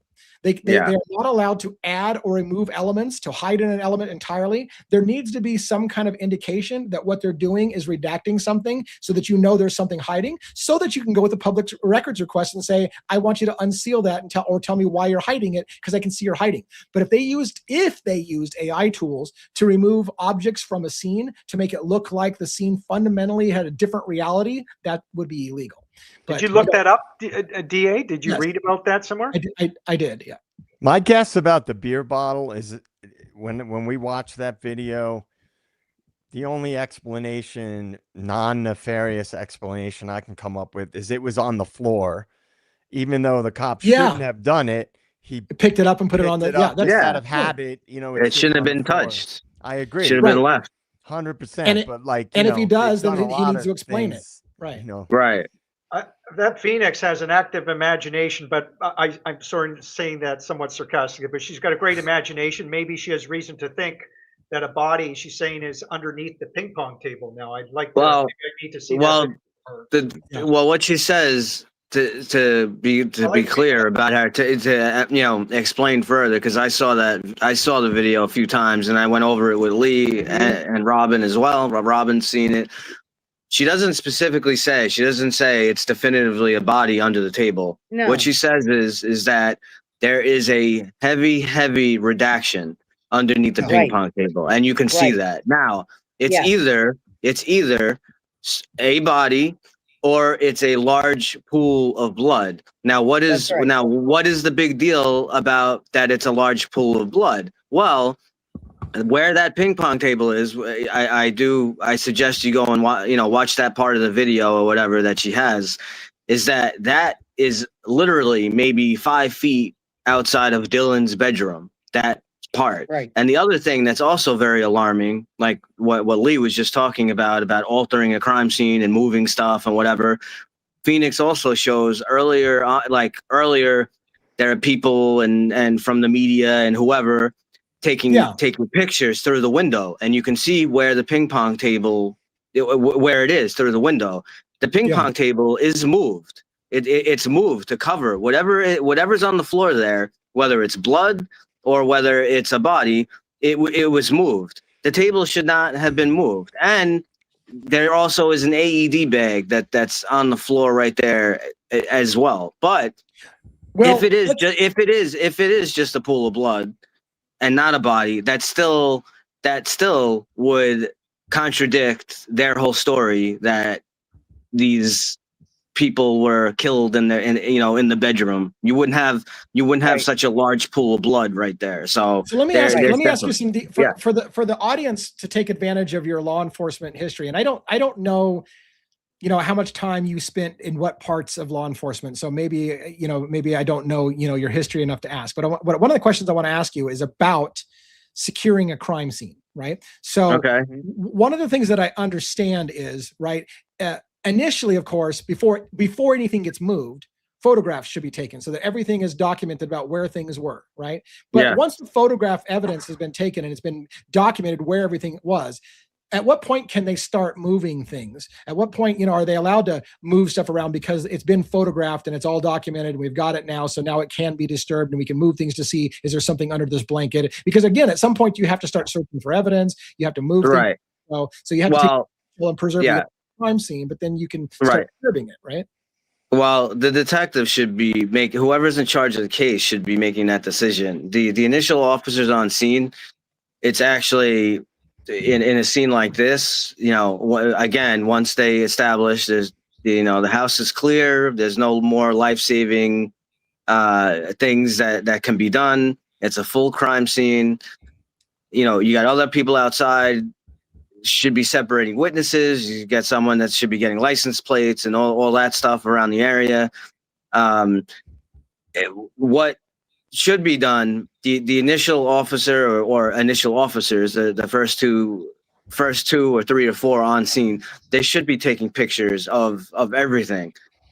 Because that, when you have a scene like this, initially, even the first 2, 3, 4 officers, it's hard. You remember, every single person that goes into the crime scene, you're now potentially walking out with DNA that there could be one little piece. There could be, maybe there's one hair on the floor now that you stepped on, that you're taking out of the crime scene. So nothing should be moved without that lead investigator making the determination, like, okay, now, we need to start going through the drawers, or we need to go through the closet. We need to go through, obviously, in order to go further through a room, looking at the bed, looking at all these things, at a certain point, things need to be moved. Yeah. But how you do it? You go room by room. You don't need to rush. You have the tape. You hold the crime scene. Someone should be opening a log. Every single person that steps into that crime scene, time, date. You put it in a log, some kind of binder, some kind of log, and you go room by room. And you take, obviously the officers first on scene, they're not going to be the ones that are going through the closet and the drawers and moving blankets and all that stuff. But just the surface area stuff, they should try to take every single possible angle that they can at like wide angle, taking all those, because they're extremely important. Because one item moved, maybe someone bumps into something, or one little thing could change the whole outcome of what actually happened. So one day, the U.S. Marshals, to your point, I don't know if you knew this, they had boots on, a week or two when they're moving the boxes out, going in and out with fucking boots on, tracing germs, and I think even Bertie said that could be a fucking liability issue. Yeah. So And let me stuff, man. And let me make sure, I'm not 100% sure, but I think the answer is yes. Let me make sure you understand why this can get expensive waging a public records request. For example, we do know that an officer at some point is stationed at the door and asked to take a log of who's coming and going from the crime scene. Can we public records request the list of those logs and see what officers were logged in and out? Yeah. Right. That should be part of that should actually be part of the court record. Right. So we may need to go after and request those, because if there's any question as to who arrived on scene and in what order and who discovered the knife sheath and who discovered, because again, there's questions about the knife sheath. And so, and we know who officially was the answer, but was it recorded in the log? Do we see the time that he came in? Was an officer already recording a log, or did it come before they started taking a log? Those kind of questions will pop up during our own investigation of public records. So this is why we need some help going after these things, because little things like asking for the log or any log that records the comings and goings of anyone at that crime scene.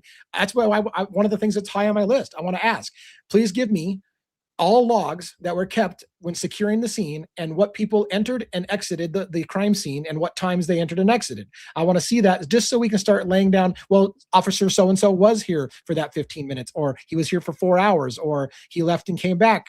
Those kind of things are now going to be under the public scrutiny because we don't believe that they've told us the truth in this case. Right. So I see someone's asking about the knife that Hunter was carrying. So what I could say, the big thing that's alarming about the knife is purely the interview of Emily and the interview with Hunter. It's indisputable. Emily, I felt she was telling the truth. I watched it twice. She says that she saw the knife at the top of the stairs. And Hunter says that he got the knife from the kitchen. Well, both can't be true. You can't both cannot be true. So why? And again, where is the follow up? Where Right? They both should have been questioned again. Where is the follow up? Like it seems like it's such a small thing. That's not a small thing. The officers first on scene, one of the first people they come in contact with is Hunter, and he's holding a knife. And he's walking them through the house. He's not even telling, there's a discrepancy on where this knife even came from. Why? This is what boggles the mind. There was no way they could determine that quickly what type of knife caused the damage. You might be able to argue that they can tell that a knife caused a lot of the damage. But again, you walk into a crime scene in which you now see bodies that have been mutilated with a knife, and a guy's walking around the crime scene with a knife in his hand, and you aren't shouting that guy to drop the fucking knife and get on his knees and secure that scene. You just let him walk around and go, hey, what's going on with the knife? 100%. I would have had my firearm out within a second, aimed right at his head. You guys gave me an idea for a new shirt. The way you're talking right now, it's going to say maybe staged crime scene. Idaho. Staged crime scene, Idaho. And I'll give one to Joe as well. Thank you. Christmas gift. I see a Christmas gift. Absolutely. If I can afford it. Well, we've talked about the table, if it was moved. I mean, it was moved. It definitely was moved. Things could, that's for all intents and purposes, that's staging a crime scene. Right. And you don't move stuff. You need to go in and know where everything is, why it's there, what happened. All right, it's over here because this might have happened, and figure it out. But with everything we've seen, you know, and I'm reluctant to, you know, we've talked about all this before, but there is something going on that's obviously, the more we see, it becomes more obvious that the public was lied to. Oh That yeah. from the early, you know, knowing like what was the weapon, even though they had no weapon, to how they found the knife sheath, which just so happened to not really have any visible blood on it, to the 911 call videos that came out, and then what's come out since those videos. Nothing that was told to the public in the beginning was accurate. They were all sleeping. That was Right. Remember the first press conference? Yeah. Correct. They were all sleeping. Well, They got there's killed one in their accurate sleep. thing. Say that if you wouldn't say that if you didn't have that information in a press Right. conference. So they just said that. They just said there's no direct threat to the community, or at first they said there's Targeted they kind of attack. downplayed it. It was targeted and isolated. Then it was, Right. well, we don't know for sure, you know, and everything changed. So with all the new information that's coming out and the new videos, and Jules was showing the video from earlier, from the next morning, and this is what I've been wanting to bring up, since something that one said a while back about if that video was altered. DA was on with Birdie, I think it was last week, and remember Birdie pointed out how the lights cut out from the dumpster camera. Yeah. And you guys were talking about, well, did they just someone stop and shut their lights off? And Birdie was saying it looks like frames were taken out of the video. Yeah. Well, if there was that undercover car was going past, and for some reason they didn't want the public to see that, right? Because it would have been around the time of the alleged crimes. You know, they could have altered that. Any, you know, video editing is, if you know about video editing, you can kind of tell when frames are removed. And by the way, yeah, so sorry, I don't mean to interrupt. No, I mean, I just wanted to point that out, because let's just say that car that supposedly was driving around all around that area went past Linda Lane towards King Road, and that's the directions the lights were pointing. Then you wouldn't, and all the other things we've spoken about keeping stuff on the down low, like maybe one of the officers was involved with somebody in the house. You wouldn't want people to see that, because they'd be going, "What? Well, why?" There was a cop there at that time. They didn't notice anything. They didn't hear anything. They didn't see anything. So you edit it and don't think anybody's ever going to notice. Right. I also want to point out, as these publicly requested video footage is coming out, and Jules is already on top of it and getting the footage and stuff like that. And by the way, I tend to not, since I know that she's got certain footage that she's requesting for it, I don't know if I need to duplicate those orders or those requests, even because I trust that she's not manipulating them. But let me point out something that is a narrative that was that's still out in the public that definitively we can prove now. And this will be a huge one. Brian Kohberger returned later that morning past the scene of the crime at around 9 o'clock in the morning, broad daylight. Where's the fucking footage of Brian Kohberger, which will have no question with grainy footage, nighttime? Is it a headlight? Can I tell if it's a rounded headlight or a fog light or a bug thing or not? There won't be any ambiguity. You will see Brian Kohberger in his white Elantra driving past the scene. If you don't, then that has always been a narrative bullshit lie. He did not return to the crime scene. Brilliant. This is why you're the best in the business, DA. I don't know if there was I'm the one best in the powerful business. truth in the press conference, and you guys and gals know of what took place, where they admitted they couldn't lie about the 911 being delayed for at least 8 hours, right? Was it delayed 10 hours, or was it? Did they nail it down 8 hours? Supposedly? It was about 8 hours. Yeah. Yeah. And again, I go by with that. I believe that there was police already on scene. Yeah. That house was not cleared how it would be in a normal situation. Even having lack of experience, Interesting. It was horribly cleared. So Before I forget this point, this is a major point. Another one of those, I see things differently, right? We're talking about the 8-hour delay. If the murders happened at 2:30 in the morning, it's more like a 10-hour delay. yeah, So let's Right. not Right. forget It's that. even Like longer. it's only 8 hours because we believe the murders happened at 4 in the morning. If it Right. happened an hour and a half earlier, it's even a longer delay before calling 911. Right. Hey, DA, what? Oh, one first. What time did you say that Rosie and the other guy got off work?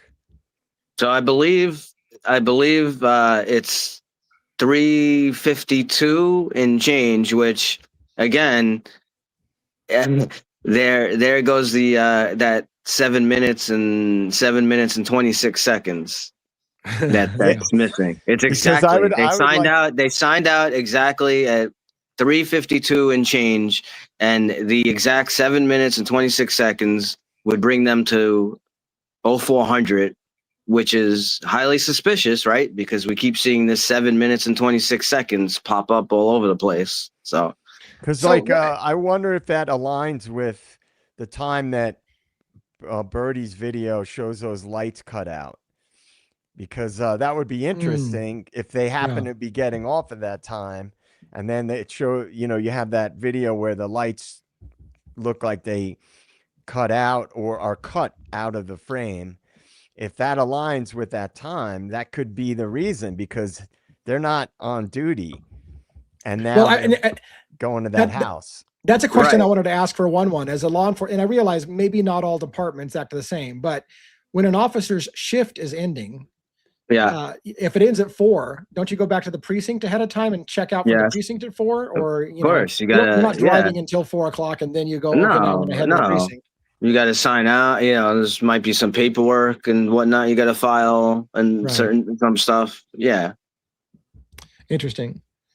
Good shit, people. I think, I don't know that we want to stay too much longer. It's been a long, emotional day and night. Here's the thing. There was a part of me that thought, oh my God, I just sent things to 4 or 5 or 6 different media outlets. Am I going to get a phone call from like 3 outlets today? My phone is silent. Is it because the media doesn't give a fuck? Like they don't care? Is this really a know nothing burger and the media all knows the answer? Are they just going to not care? They don't think it's important that there might be screaming of terror going on what is the reason for the silence? Or is the phone going to blow up tonight at 3 o'clock in the morning and I'm like, oh shit, like I just got a phone call? That's the $1 million question, right? Right. Well, I think Brian Enton better call you back. That little Yeah. son of a bitch. Well, maybe. Just get Maybe if you show proof that Kohberger, is a master dog trainer, then Right. Brian, no.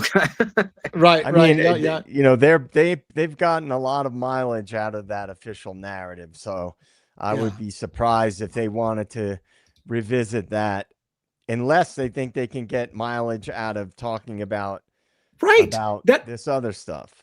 I mean, yes, because Joe, playing devil's advocates, sure, they got a lot of mileage out of doing the official narrative. Think of how much mileage all the media outlets are going to have if this has been a huge scam and cover up. Then they'll have shit blowing up their channel for a long time. But what I will tell you, he's going to have a lot of questions he's going to have to answer to. But what I will tell you, Lee, and the panel, because this happened, I've gone through this many times. The district attorney's office, although obviously I deal with New York, not Idaho. These lawyers who work at the district attorney's office or assistant DAs or whatever, if there is evidence and you have the proof and you can show them that there's some kind of police corruption or the police, they lied on an affidavit and all like different things, that can make like a lawyer's career out of it. Right. They right. love that stuff. So right. I can't see like none of it, like no one wanting to have any involvement in it at all, because they're all about going after corruption. Right. And if the feds were involved, they're, the mainstream media takes their marching orders from the feds. So yeah.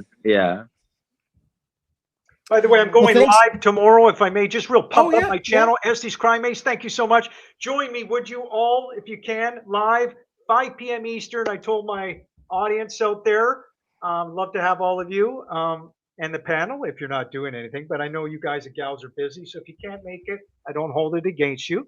Of course, and we're Okay. going to just give my analysis of some of the audio sounds.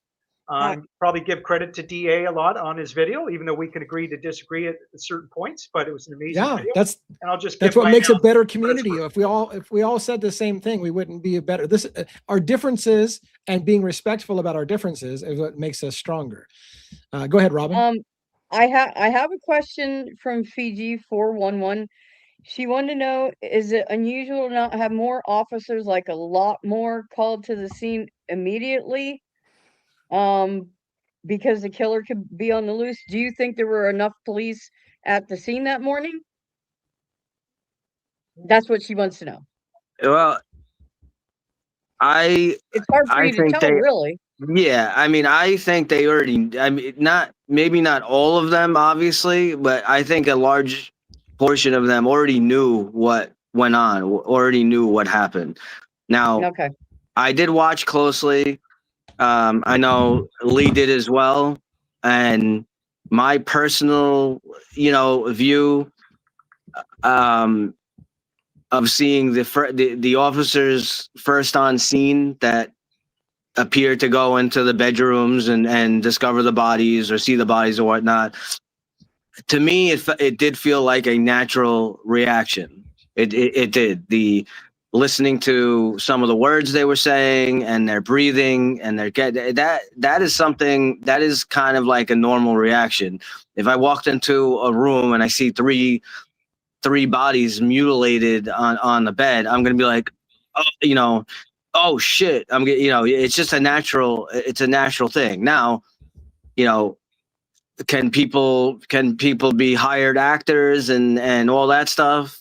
Yes, but my personal belief, I felt that either they're very, very, very good actors, or it seemed natural to me, their reaction from my opinion.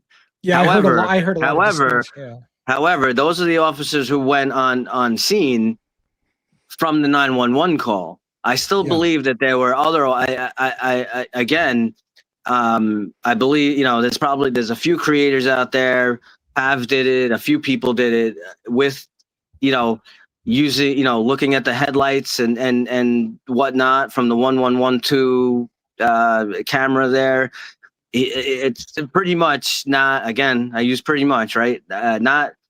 We can't say 100%, but I'd say 99%.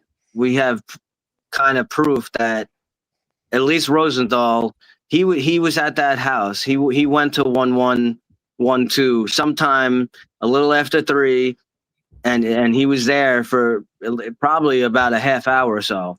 What was he doing? What was he doing there? What was going on?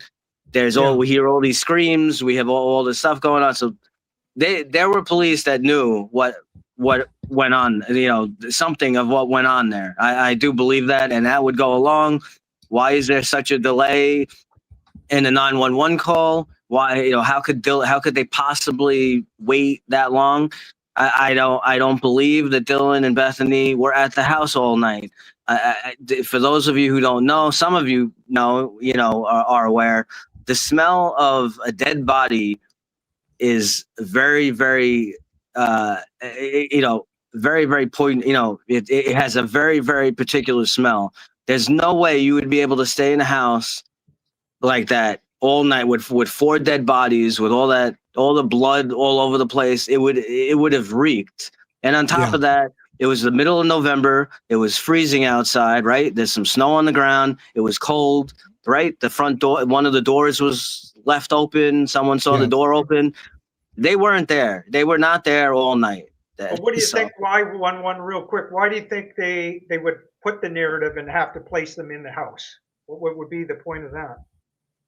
To set the time, of the killings, and to have an eyewitness say they saw it. Exactly. The timeline. So I want to add. Oh, sorry. Go ahead. One thing that just kind of pops up when I think about everything we're all talking about is what if the girls and Ethan never went back to the house, right? If there was an extraction, I'm just hypothesizing. I'm They with you. could have had a meeting point, have your last night in town, and then you're gonna meet us at this location, because eventually video might come out, hopefully, of the time when the girl supposedly came home. Has anybody seen that video?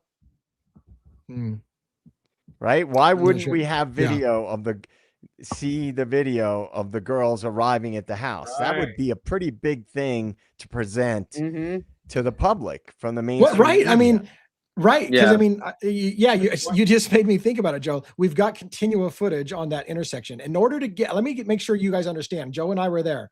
You cannot get to 1122 King Road residence without going past the camera on 1112, which means Eric Gower in his car dropping off the girls has to have been caught on camera. Molly McMichael's coming into the scene has to be caught on camera. All the things have to be caught on camera. So we should be able to see Kaylee and Maddie being dropped off. Now, again, it's going to be nighttime footage. It's going to be headlights. You're going to have to just kind of match it up with times. Oh, well, he said he dropped the girls off at approximately 1:56 a.m. Here's the car that enters the house at 1:54 a.m. That's how you're going to have to do it. But we are all as a community going to start really diving into those times and on the official footage, not any kind of manipulated footage that might be out there. One more thing I wanted to say just before we finish up, because I want to wrap up. It's been a long night for us. One more plug for documents. Somebody had asked me, do you think Kopaka is involved? For those who didn't hear the very beginning, I have mentioned Kopaka as a potential person in this case for the entirety of this case. I've always felt that there was a reason to believe that. I've talked about it a million times. And there's one more plug on why the letter and the public records request campaign is so important. I have filed a bunch of requests for everything Moscow Police Department knew about Brent Kopaka and whether he was ever investigated in relation to this crime. I am 100% certain that they were given the name Brent Kopaka as a tip by many people. So did they follow up? What is in their records about Brent Kopaka? How did they rule out Brent Kopaka? I'm going after those records. I've gone after Pullman Police Department, everything you know about any run-ins at all with Brent Kopaka over the history from 2019 up through the murders. And specifically, I want all the details for the officer involved shooting that night, why they came to the response, who shot him, all that information. And here's the great part about it. Pullman Police Department has already responded. Thank you for your request. We are preparing your files now. Here's the case number that you can do, and here's a link to where the files will be when we get done. That is ongoing. So we're investigating it. It is important work. One more time, I'm going to post the link for those who want to help out and believe in that kind of mission, that it costs money to send those public records requests. I'm going to I tried to post it in there. Apparently I lost it from my clipboard, so I got to go back and copy it back. I got it. Okay. Yep. I also have it. There. All right. Panel, thank you so much. It's a big night. It's a big night for us. It's a big day for us. Silence from mainstream media. Mainstream media cannot, by the way, let me make sure you understand. And I plan on calling them out eventually. If mainstream media remains silent on this and something comes out and there was teeth to it, I'm going to call them out publicly. Where were you, CNN, when you had this document a month ago and you didn't say shit? You had to wait until the official investigation got launched. You had those files on this date and I sent it to you. You had it. Why didn't you say something about it? So we'll hold people accountable and we'll see what happens. We're not going to make a lot of friends. Oh, I'm sorry. I interrupted. Yeah. No. Go ahead. No, I was just going to ask you before we end tonight, and maybe ask them if you haven't done so already, CNN, Fox News, etc., Brian Enton, Nancy Grace, Ashley Banfield, please include them too.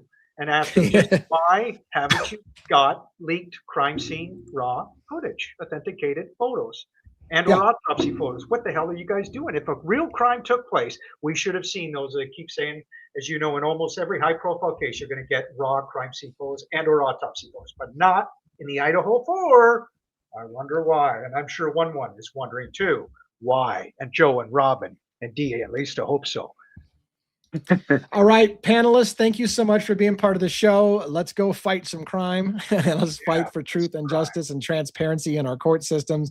Let's just make sure they got the right guy, one, and also make sure that if there were other people involved, they're held accountable. And also make sure, even if they got the right guy and nobody else was held accountable, if they had to do shady, illegal shit to get their guy, let's hold them accountable for that as well. That's my mission at Devil's Advocates. Thanks for listening and have a great night, everybody. Good night, everybody. Hey. Good night, everyone.